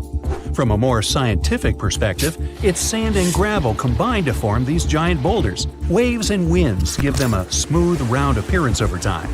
The whole process might take millions of years. Indonesia's Kaiwan Ijen volcano is famous for a stunning turquoise-colored lake sitting at the top of the peak, but don't dip in. It's an acid lake. But its scariest part is the sulfuric gases leaking out when lava flows freely, reaching temperatures hotter than 1,000 degrees Fahrenheit. When those gases come in contact with the air, they combust into a spectacular electric blue flame. That's why the volcano has blue lava. The island of Surtsey, south of Iceland, was formed over 50 years ago by a volcanic eruption. It all began back in 1963 when a powerful volcanic eruption created one of the youngest islands on the planet. All sorts of bacteria, fungi, and molds began taking over the island, leading to numerous other animals finding their way here, like seals and birds. Birds and ocean waves deposited seeds all over the island. Sadly, the island's getting smaller now because of water and wind erosion. Located off the coast of Brazil, there's an island called… I'm a bit rusty on my Portuguese, so here it is on the screen. It looks perfectly untouched and pristine. Bad news? Dangerous snakes overrun it completely, so take a doctor with you in case you want to go there. Over 4,000 of the golden lancehead vipers inhabit this island. These 3-foot-long snakes are among the most venomous in the entire world. I think I'll skip that. Landing down under, you can see the Opera House, Uluru, lots of kangaroos, and catch the strangest wave of the world, Wave Rock in Western Australia. It's not made of water, but stone. It can be up to 50 feet tall and almost 300 feet long. It's especially incredible after rains in winter when the Western Australian wildflowers fill up the entire landscape. In Atlanta, there's a World of Coca-Cola museum. The formula for the secret recipe is in a large security vault, heavily guarded at all times. Only a handful of people can get through those vault doors. Since its creation in 1886, the company has kept it a secret for only the most honest employees. In 2006, a former worker tried to sell the formula to Pepsi, only for Pepsi to call the police and inform Coca-Cola. The polka dot lakes is a must for anyone who is in British Columbia. After the summer's scorching heat evaporates the lake's water, it leaves behind yellow, blue, and green water spots. These pools are full of all sorts of minerals, like sodium, calcium, and magnesium sulfates that get concentrated in the pools. You can't get too close or even dip your feet into them. A fence protects the entire lake with a sign about how culturally and ecologically sensitive the area is. In Death Valley, California, there's a mystery of the sailing stones. Since the early 1900s, the mystery of how all these stones were seemingly moving by themselves across the desert floor baffled everyone. Some believe that the rocks move by thin pieces of ice around the stones pushed by winds after winter. No one ever saw any of these rocks moving until 2014. Scientists set time-lapse recorders, and the footage showed the rocks sliding along the ground over time. The marble caves in Chile, located in the beautiful area of Patagonia, formed from over 6,000 years of waves wearing down the rocks. The crystal blue walls reflect the vibrant turquoise water, making it perfect for kayaking. Walking in Chestnut Ridge Park in New York, one can see an eternal flame. What makes this one stand out, though, is it's underneath a waterfall. Occasionally, the flame will go out for short periods, but it will light up again. Sometimes it's thanks to certain hikers along the way. If you ever stop your car on a magnetic hill in New Brunswick, Canada, you'll see the car might start rolling backwards up the hill, all by itself. While it looks like it's moving the wrong way, this is just an illusion. There are several hills like this all around the world. What looks like an incline is the opposite, all because there's no horizon for perspective. The brightest bioluminescent bay in the world, called Puerto Mosquito, is located off the coast of Puerto Rico. The bay is named for the pirate Roberto Cofresi and his small boat El Mosquito, not after those annoying insects. During the summer months, you'll have glassy water at night with millions of tiny microorganisms bumping into each other and emitting blue light. The Chocolate Hills in the Philippines is a group of unusually shaped hills located in the middle of the island of Bohol in the Philippines. There are 1,000 to 2,000 discovered so far.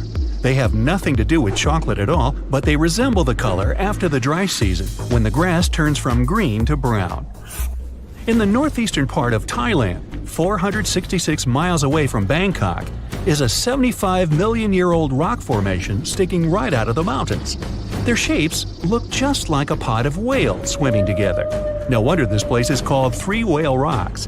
Millions of years ago, this area was just a desert, but this land has changed quite dramatically during this time. These sandstone mountains were lifted up by plate tectonics, that's the shifting of the crust layers, called lithosphere, and erosion by the Mekong River, resulting in the strangely shaped rock formations we see today. Salar de Uyuni in Bolivia is the world's largest salt flat. At 4,050 square miles in size, it's twice as large as Grand Canyon National Park. After winter has passed, the salt lake is transformed into a beautiful giant sky-reflecting mirror between September and May. With salt all the way to the horizon, it creates an illusion of endlessness. The thin layer of water left over from ice melting creates a shimmering effect of the sky, making it one of the best places to visit in the world. The Catambo River in Venezuela might be the stormiest place in the world, with nearly 300 storm days a year. The lightning storms are so consistent, and they're predicted 3 months in advance. During the wet season in October, you might see 30 lightning flashes in a single minute. At sunset, strong winds flow around the 3 surrounding mountains, forming storm clouds over the water. When the water droplets of humid air collide with ice crystals from the cold air, the static charges cause a lightning storm that happens nearly every night. Off the southern tip of Japan lies the Yonaguni Formation. Archaeologists believe that the monument belongs to a fabled Pacific civilization, like Atlantis, that vanished beneath the waves thousands of years ago. If it's truly a lost civilization, or just nature having a little fun, this is the site to dive into. Features inside the structure resemble stonework like castles, temples, and a stadium, connected by roads and what seems to be large walls all the way around.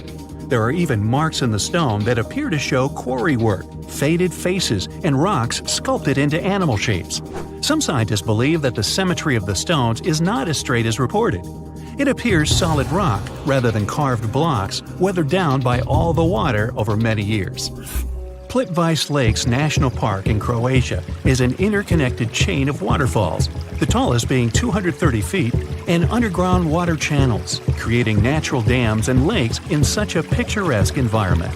Found in the deep woodlands surrounded by meadows brimming with wildflowers, brown bears, gray wolves, lynx, deer, and plenty of rare bird species for birdwatchers call these 115 square miles